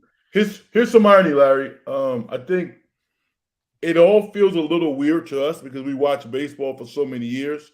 But the new generation, these young kids who are learning the game, they're going to grow up with this iteration of baseball being very normal to them. Yeah. It just, the one thing about a baseball game or about a sporting event, I should say, it's about the quality sporting event is not about time. It's about how memorable it is. And if it's totally forgettable because everybody's playing super fast, then if it doesn't create a moment, like the one thing I love about playoff baseball is sometimes the tension is so unbelievable pitch to pitch that it's just like it's ratcheted up and it's like memorable. Well, we're now eliminating that specialness because Larry, it's like get it and throw it, get it and throw it, get it and throw it. Larry, you speak like such a lover of baseball. Like I think you love baseball. He does. It's 162 of these things. If you're talking about the playoffs, yes. It sounds like your favorite sport. It sounds like your favorite sport. Can't we eliminate? I don't know. Can't we eliminate the clock in the ninth? I mean, if a guy wants to step out 19 times and tug on his batting gloves, I don't know. I mean, I don't know. To me, I just feel like baseball's looking at the fact that young kids don't watch it and that it's no longer cool. And they're saying it's got to be faster because kids have ADD. Well, I don't know. I think there needs to be more action. So they create these rules. And you know what? I mean, the Giants in this series, you know what the final numbers were in this series? The Giants had 50. They scored in only like three innings or something of 27. There was a ton of strikeouts, a ton of walks, and a ton of home runs. 52% of every run scored in this series was scored via the home run. Wow. And that's so great. we still have lots of the three outcomes: home runs, strikeouts, walks. The games are faster, but I'm not seeing all this extra action. I'm not seeing premier athletes. I don't know. It's just weird. To me, I would rather baseball do something to try to attract athletes to the game. And then when you have more athletic players, you're going to have a more dynamic sport. And then if you have a more dynamic sport, more people are going to see that it's dynamic and want to watch it. To me, that's going to make people want to watch the game. You telling me that there's like a 13-year-old somewhere who was like, you know what? I hate baseball. The game's average 3 hours and 9 minutes. Oh, wait a second. The games are 2:45. I love it. No. Well, it's not gonna happen overnight, Larry. Yeah. This is something that's gonna have to like assimilate and evolve. But I don't know. I'm 100% forward, man. I to me, this was needed desperately and making the sport cool and fun is what's going to attract people back to it. You know what I'm saying? Like, it's not going to be an overnight thing, but I think this is great. The game was going like this for a long time, dude. The game was too long. The game was too Yeah. long, and it was 4-hour games when you're playing 162.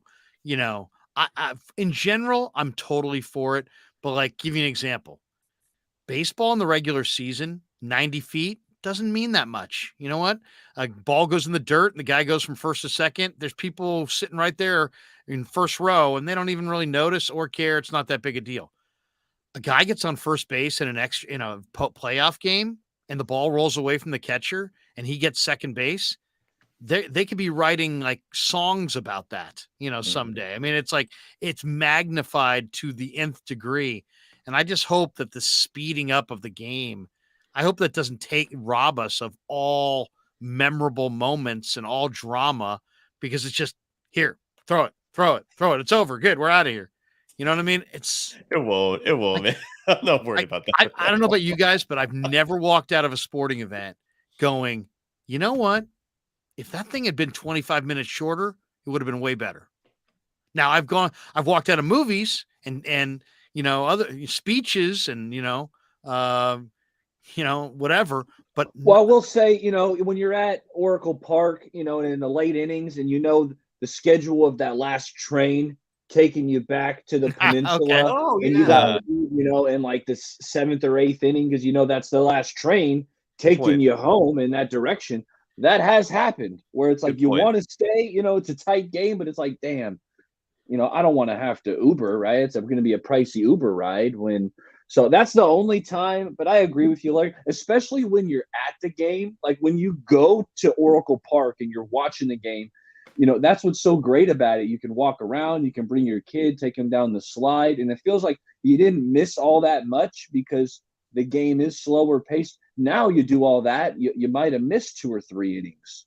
Well, and the other one is, it used to be like if you were late to a game, you're like, no big deal. Now, man, if you're late you're late to a game. I mean, you could be the 4th inning.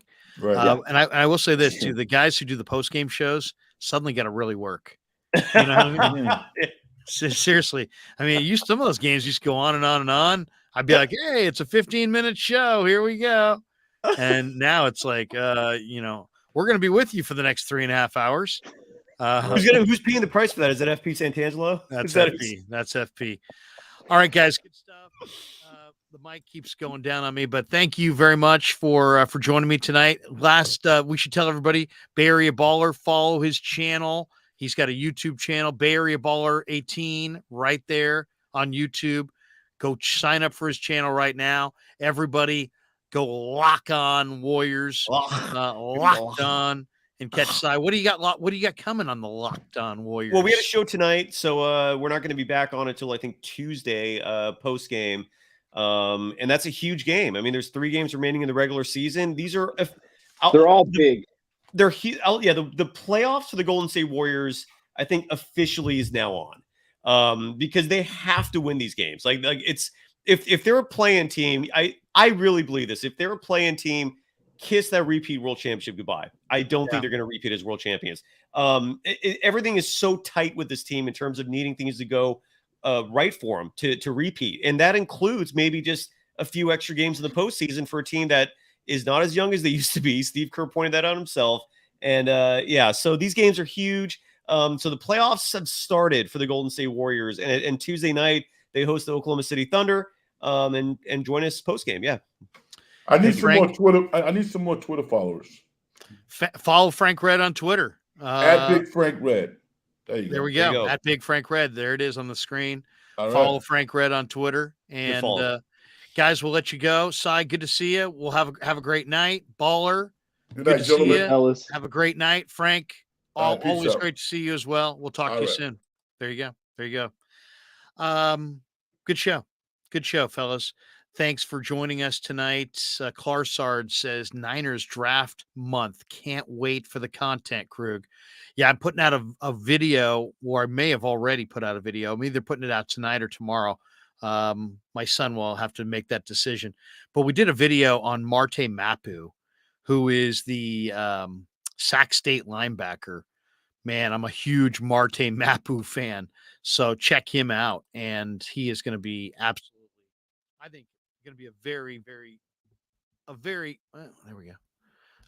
NBA, a very good NFL player, Marte Mapu. So look for that video on Twitter. And thanks to our title sponsor, Pig and a Pickle. Pig and a Pickle is the best barbecue in Northern California. So check them out. They're in Corte Madera, open 7 days a week from 11 a.m. to 8 p.m. And they're in Emeryville, open Wednesday through Sunday. If you're walking through the mall there in Corte Madera and you're like, what does a Pig and a Pickle look like? Well, it looks like this.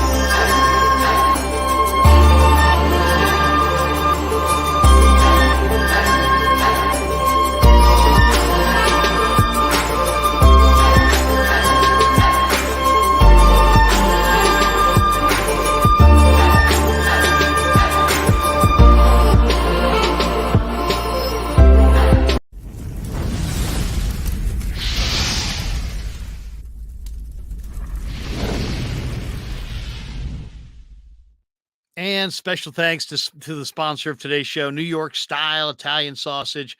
What an awesome product it is. It's the breakfast sausage, the Italian mild, it's the Italian spicy, it's the chorizo. Man, you can't go wrong with New York Style Italian Sausage. Often imitated, never equaled. They're a proud sponsor of today's show. Make sure you check them out at NewYorkStyleSausage.com. And starting tomorrow, we've got a brand new contest on the Krug Show for all of our live streams over the next couple months. We are going to take video calls. And at the end of the show, we will decide who the best video caller of the show is.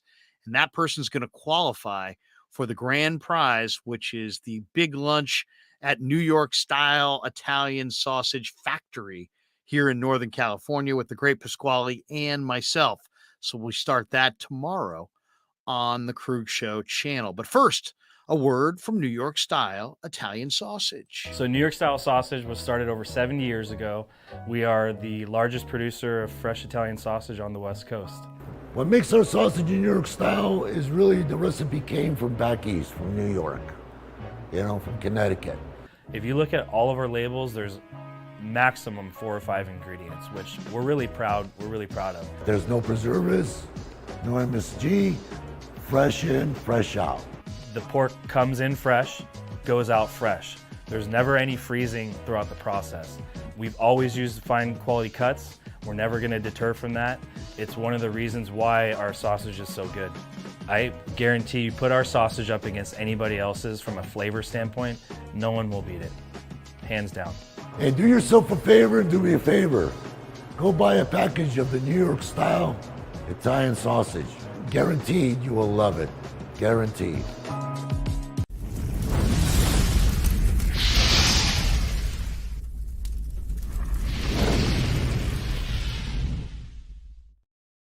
All right, coming down the home stretch on the Krug Show, we hit some starred chats right here. Mark Graves is a channel member. Hey, Mark, good to see you. He says Warriors need help to get to that 6th seed. Lakers and Clippers own the tiebreaker. CW. When I was watching Ross Stripling today, all I could think of was Ned's breakdown of his game. There's going to be a lot of contact. LOL. There was a lot of contact. I thought Stripling at times looked pretty good. I like kind of the breaking ball, but man, how about the shot that Giancarlo Stanton with the hands? And it's funny, Giancarlo Stanton stands in the batter's box the way that they tell you not to stand. They always tell you don't put your front leg in front of your back leg because it takes away left field for right-handed hitters. Because you're so locked up with your hip that you can't pull the ball down the left field line and you can't hit the ball with authority to your pull field. I'm sure he does it probably to see the baseball better, but his hand strength is so ungodly that he just uses his hands and flicks it out. He hit one to dead center today that went like 480. 480. I mean, Giancarlo Stanton he is a monster. He is strong. That is a strong wristed right-handed power hitter. Incredible. New Dawn, Red October. Larry, this is getting ridiculous. Is Wiggins coming back? I mean, this is his job. Yeah, I hear you. I hear you. Daniel Shabazz. This was in relation to this question. He says, Larry, what did you think of Raheem Mostert's comments regarding Kyle in Super Bowl 54? I think his comment was that they should have run the ball more, right? He said the Niners should have run the ball more when they were up 2 scores in the 4th. I think it was it 54 or 53? I forget which Super Bowl that was. Hey, I'll say this, Daniel. Almost all of Kyle Shanahan's biggest defeats in the playoffs could have been wins if he had run the ball a little bit more, if he was a little bit more committed to the run. There's times when the 49ers have run the ball well and they just go away from it inexplicably. So I think Kyle does get a little pass happy at times. At times. I thought it happened against New England in that game in Atlanta when he was the head coach, when he was the offensive coordinator, I should say, for the Atlanta Falcons in that Super Bowl. Thought it happened in the Chiefs game for sure. They couldn't run it at the end of the Rams game either. Sometimes I feel like the run game for Kyle Shanahan is a little bogus when it comes to the stats because they can run the ball well early in games when they have the run pass option available. When everybody knows they're going to run at the end of games, they can't run. Now they went with some bigger offensive linemen this year. We'll see if that helps. But yeah, I mean, when the Niners have put together some incredible running statistical profiles under Shanahan, but then some of those teams that have great running stats don't necessarily have the ability to run in the 4th quarter to win the game. And that's when I need my running game to fire. CW. Larry, what can we expect from a Steve Wilkes defense? More blitzing than what you got with D'Amico, and more zone. Probably a ton of cover 3 with Afonga up on the line of scrimmage, and Tayshaun Gibson playing the deep middle. Yeah, I think you're going to see a lot of cover 3. You're going to see a lot of zone, and you're going to see a fair amount of blitzing. Probably a little bit more blitzing than they had. Manila Dan says Roger Craig, baby, changed the Giants culture. No doubt. I'll say this. It wasn't just him, though, Danny. It was Al Rosen. Him and Al Rosen. Gilbert Gamboa. Bochy is a good baseball guy, but his team in Texas is pretty stacked, and their farm is loaded. The sad thing is the Rangers' payroll is like $7 million more than the Giants' payroll. So, yeah, Boch. Look at Boch. Boch doing his thing. Rob C. says Rye is in Manila. No, I don't think. I think Danny is in Manila. I don't know if Rye's, and I don't know if he's in Manila. He's in the Philippines. I've just been joking with him because it's the only spot in the Philippines I could actually know for sure. So I don't know. I sent Rye a text today. Didn't hear back. So I can't really say where the great Rye Smith is, but he's always welcome here. All right, that's going to do it for us as far as the rest of the week on the channel. Now, normally Mondays at 1:00, the great Raj stops by, but I think we may be moving that to Tuesday. I may appear tomorrow with Grant Cohn on his channel. We usually do that at 3 or 4 o'clock. Tomorrow night at 5 o'clock, Damon Bruce is going to be on with me.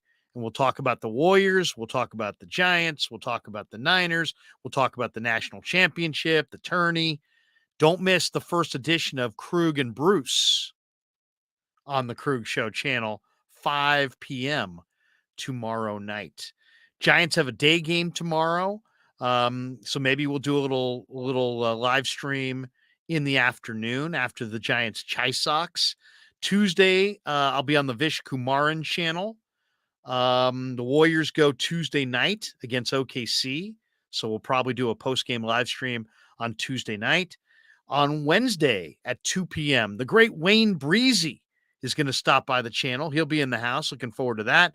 Giants play a day game. Day games all week for the Giants. They play daytime on Wednesday against the Chi Sox. Thursday is going to be a busy day. Giants play in the daytime. Vish is going to stop by on my channel at 3 o'clock Pacific on Thursday. And Jesse Naylor is going to be back at 6 o'clock Thursday on the Krug Show. And then Friday is the home opener for your San Francisco Giants. Warriors play the Kings at night. I've invited Carmichael Dave to join me for the post-game live stream after Warriors Kings. The Giants have the home opener that day against the Kansas City Royals at Oracle Park. And Ned Coletti will be back in the house on Friday, and he will join me for that. And then, of course, we got Giants Royals all weekend long.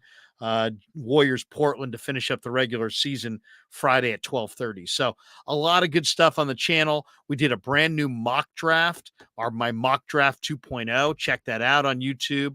Also, I put out a tweet last week explaining why I think the 49ers are going to trade Trey Lance. And I just got, it was an awesome response. I will say that. It was an incredible response. Let me see exactly what it produced, but it was a ridiculous number of people jumped in on this tweet. And basically my tweet was that, in my opinion, the 49ers will trade Trey Lance, not because they don't like him, but because they're going with Brock Purdy and they love Trey. And I think they're going to move him on in the springtime to a different locale. Well, that was not necessarily greeted with open arms. And there were a lot of people who were, not happy that I had that opinion. And there was just an awful lot of hate directed towards me on this tweet. Here was the tweet. I said, based on what I've heard from Shanahan, Lynch, and York, I expect Trey Lance will be traded during the NFL draft. My guess is he'll go to the Titans.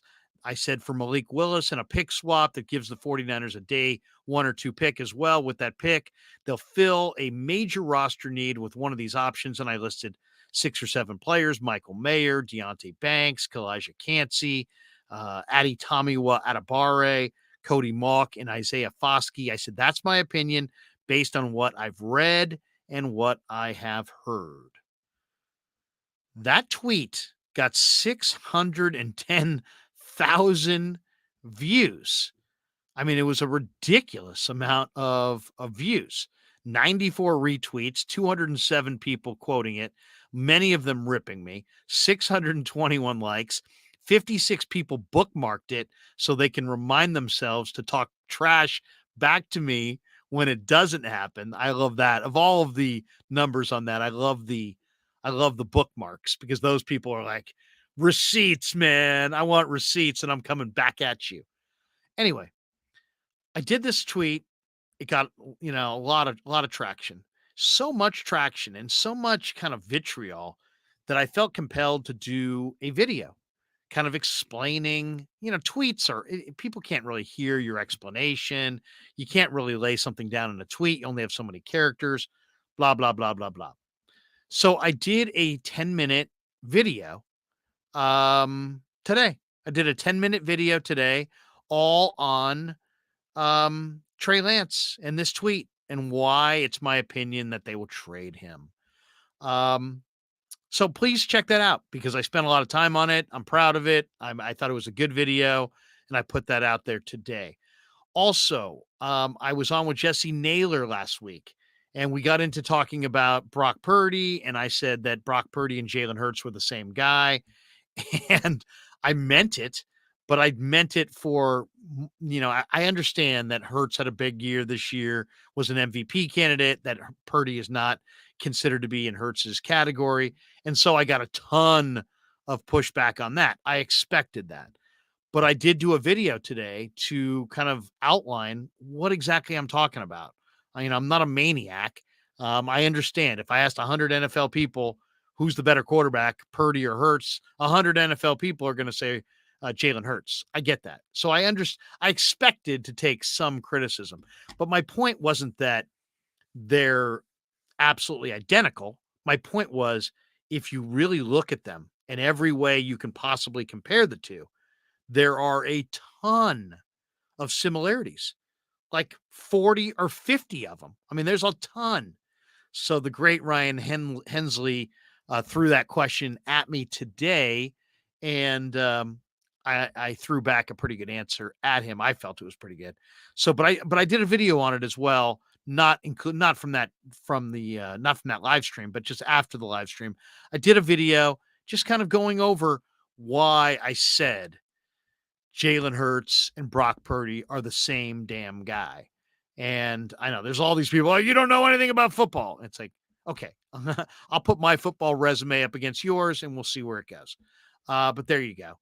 So that's on the channel. And then I've got a draft video coming out on Marte Mapu, who is a kind of a hybrid linebacker safety that I really love in the draft, that went to my alma mater, Sac State. And I'm a big Mapu fan, and I hope the Niners get him. According to Chris Biederman, they worked him out. So I'm really interested in seeing that and seeing how that does. It was a good video. Check it out. If it's not up today, it'll be up tomorrow on the Krueger Show. All right, few chats before we bolt.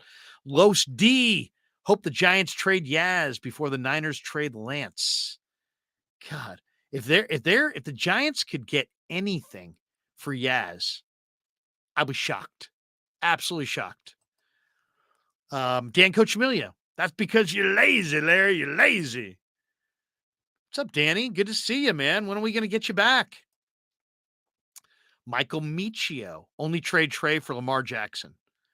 I wouldn't trade Trey for Lamar Jackson. I wouldn't make that trade. Kyle McKiernan, ha ha ha, the bookmarks. Don't worry, Larry. Bookmarked your asses too when he's right. Yeah, don't worry, Larry bookmarked your asses too when he's right. Exactly. I feel really, really good about this one, by the way. I feel I'll be vindicated. Chardol in the house. I'm going to the Giants home opener on Friday. All right. Way to go, Chardal. Enjoy yourself. There's nothing quite like the baseball home opener. We've got this one from Crab Supreme. Is that right? Crab _ Supreme. He says, "You're lazy, Larry." CW. No one wants Yaz. Very succinct. Michael Michio. Yaz doesn't want Yaz. That is awesome. Chardal. I sent a super chat. I read it. Can you read my super chat? I did. Mark Graves says, patience. Patience. Chardal. Patience. Here we go. Crab Supreme. The canary in the Yaz coal mine was his first big league hit when he got picked off first base. I like Yaz, but you know what? Kind of came out of nowhere, had a nice little run, and it's probably over. CW, the K's aren't going to get any better this week with the White Sox. The White Sox got some arms. I know. Dylan Cease tomorrow. Kyle McKiernan, don't worry, Larry. Bookmark your asses too when he is correct. Eye for an eye. A bookmark for a bookmark. Michael Michio. Yeah, man, this isn't a gentleman's club. Good stuff. Good stuff. Oh, look at this. Crab Supreme. They could get Jason Grilly for Yaz.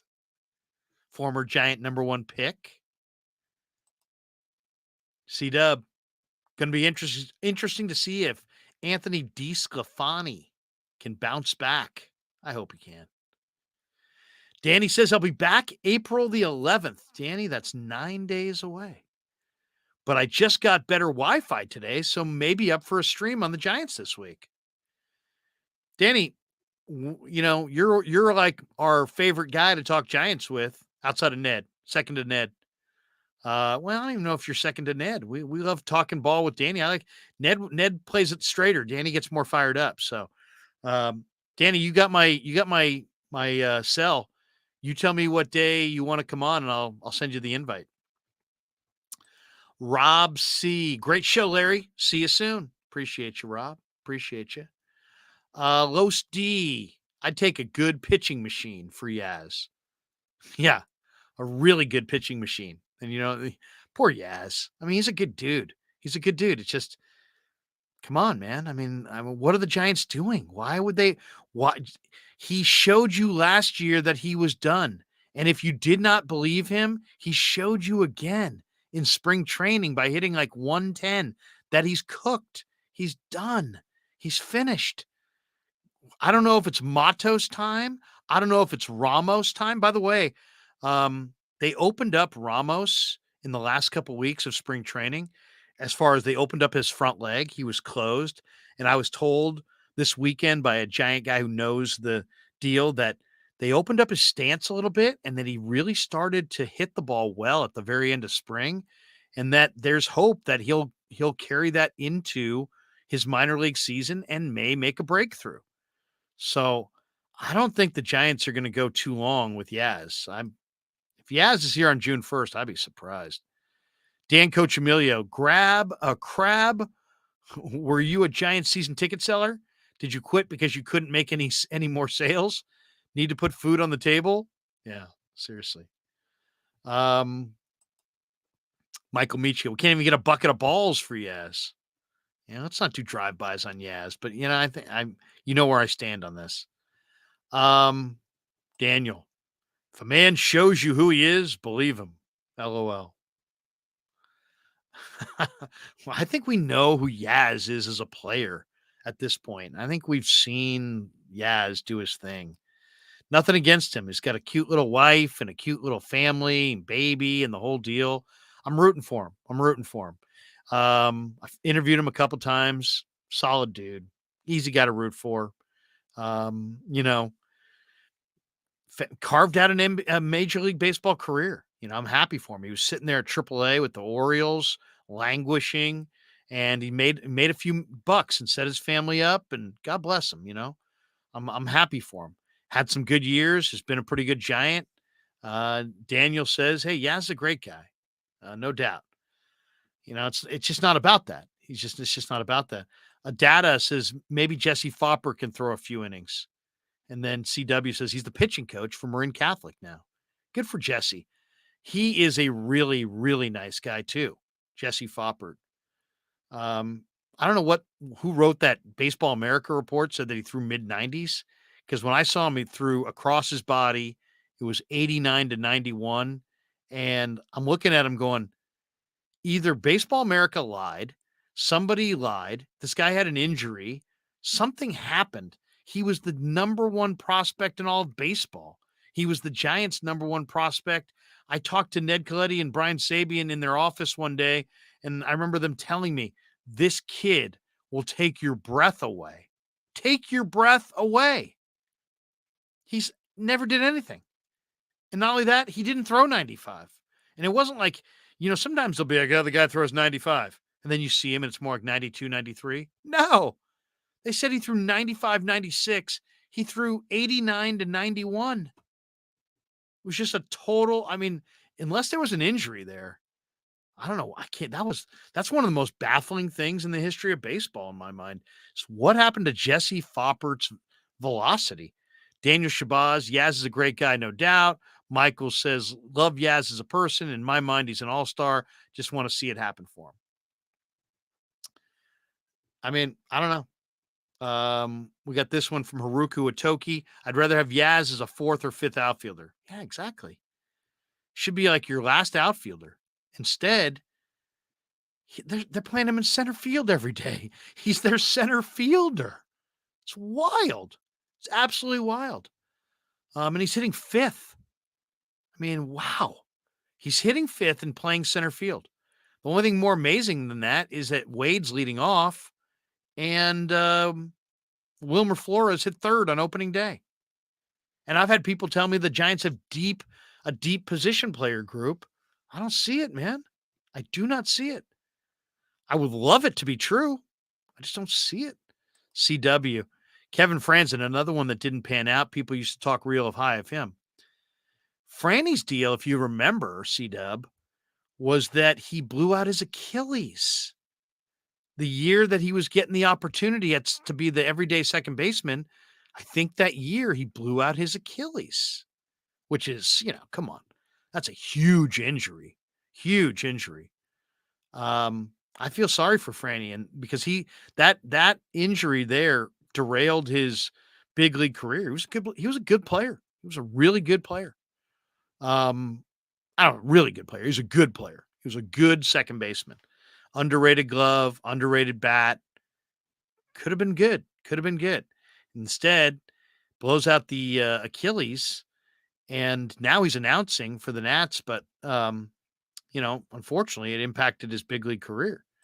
Michael Michio says, can we flip Bart for Brian Reynolds in a deal? I don't know, but I'll say this.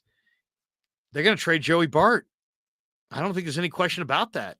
I don't think they like Joey Bart. They're holding Joey Bart to really high standards. Outside of Roberto Perez, Joey Bart is far and away their best defensive catcher. It's amazing that they have low standards for Yaz and Wade and high standards for Bart. They have patience for the failings of Yaz and Wade. They don't have the patience for the failings of Bart. I don't get it. If you said, well, Yaz and Wade must have more upside. No, Bart has more upside. But I don't know if it's because Sabian drafted Bart and Farhan did not. That would be awfully petty, wouldn't it? That would be incredibly petty. But, Danny called me earlier in March and said, hey, Kapler held court in the dugout today. And he basically, made it perfectly clear that the Giants weren't fully thrilled with Joey Bart and wanted to see improvement. And without it, he wasn't going to play much and wasn't a long timer with them. Sure enough, they pick up Gary Sanchez 2 days into the season, 1 day into the season. And May 1st, which is a month away, Gary Sanchez has got a deadline. He's either got to be up or they got to release him. They'll probably call him up. if you say Krug, tell me, you're a Giants fan, you're somewhat knowledgeable on the Giants, tell me what's going to happen. I think Joey Bart's going to be traded. I really do. I think, now he's hurt and he's on the DL or the IL, whatever, but I think they're going to trade him.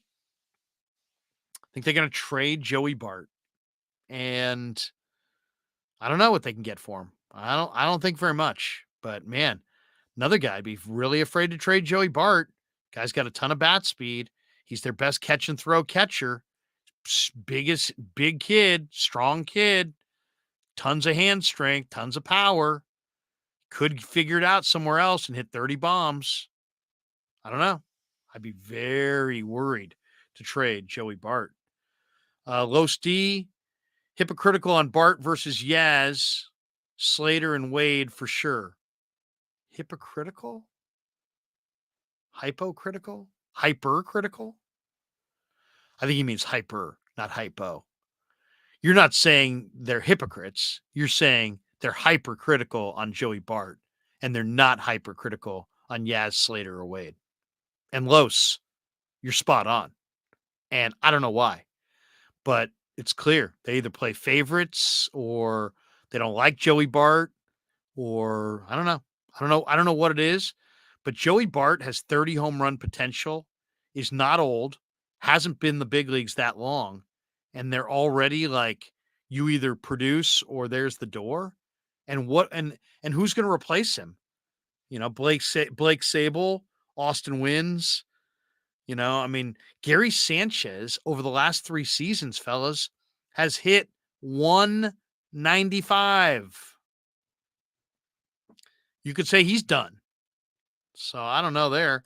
And at Data 84 says, any news on Patrick Bailey, the 2020 first round pick at catcher?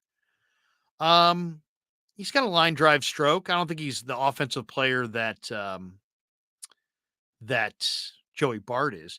The interesting thing about the Giants is the Giants care a lot about the defense behind the plate. They're big on the defensive metrics and the framing and the game calling and all the, they're big on those stats that are really flawed stats, I think. There's so many different ways to impact those stats. But they go by it and they believe in it. They believe in defense behind the plate. They believe in the catch and throw catcher for the most part. I know they have Blake Sable, but they kind of prefer the guys who can really, defensively take charge behind the plate. But they don't care about defense at first. They don't care about defense in the outfield. Their outfield defense was the worst in baseball. Their left field defense last year was literally the worst of any singular outfield position in all of baseball. They don't care about outfield defense. They care about catching defense. Outfield defense, not so much. Haruku Atoki says, if Matt Williams was coming up under Farhan and Kapler, he'd have no chance to develop, which makes me think Bart still needs time. It took Williams 3 to 4 years, right? Yeah. And our thoughts and prayers go out to Matt Williams, because I saw that he has some form of a serious illness. And good Giant, the big Marine, loved him. Loved Matt Williams. One of my favorites. He was incredible. And Crab here on the bottom. Crab Supreme says, yeah, the big Marine, Matty Williams, took until 1993 to really find his stroke, which is amazing because I think he was an 86 draft pick and he was up in 87. So 87, he tried to break in, 88, he tried to break in, 89, seriously, it took a while. It took a lot of knocking on the door before Matt Williams broke through. And if Joey Bart is the same situation and they trade him, he's going to break through somewhere else. So I'd be very, very concerned about trading him. All right. I think it's time for us to bolt, but I want to first mention thanks again to all of our sponsors for being proud sponsors of the Krug Show. And thanks to all of you for supporting the show. 15,900 and something. It's over. It's twisting there. 15,982. 15,982. So we're 18 away from 16,000. I was hoping we get to 16,000 tonight. Didn't happen. Maybe it'll happen tomorrow. Definitely in the next couple days. But thanks to all of you for participating, and we will see you tomorrow on the Krueger Show. Yeah, never met a man I've been scared of. Careful, you won't get exactly what you asked for. Here for whatever you bring me, getting handled. I answer to no one, I don't need to hassle. Yeah.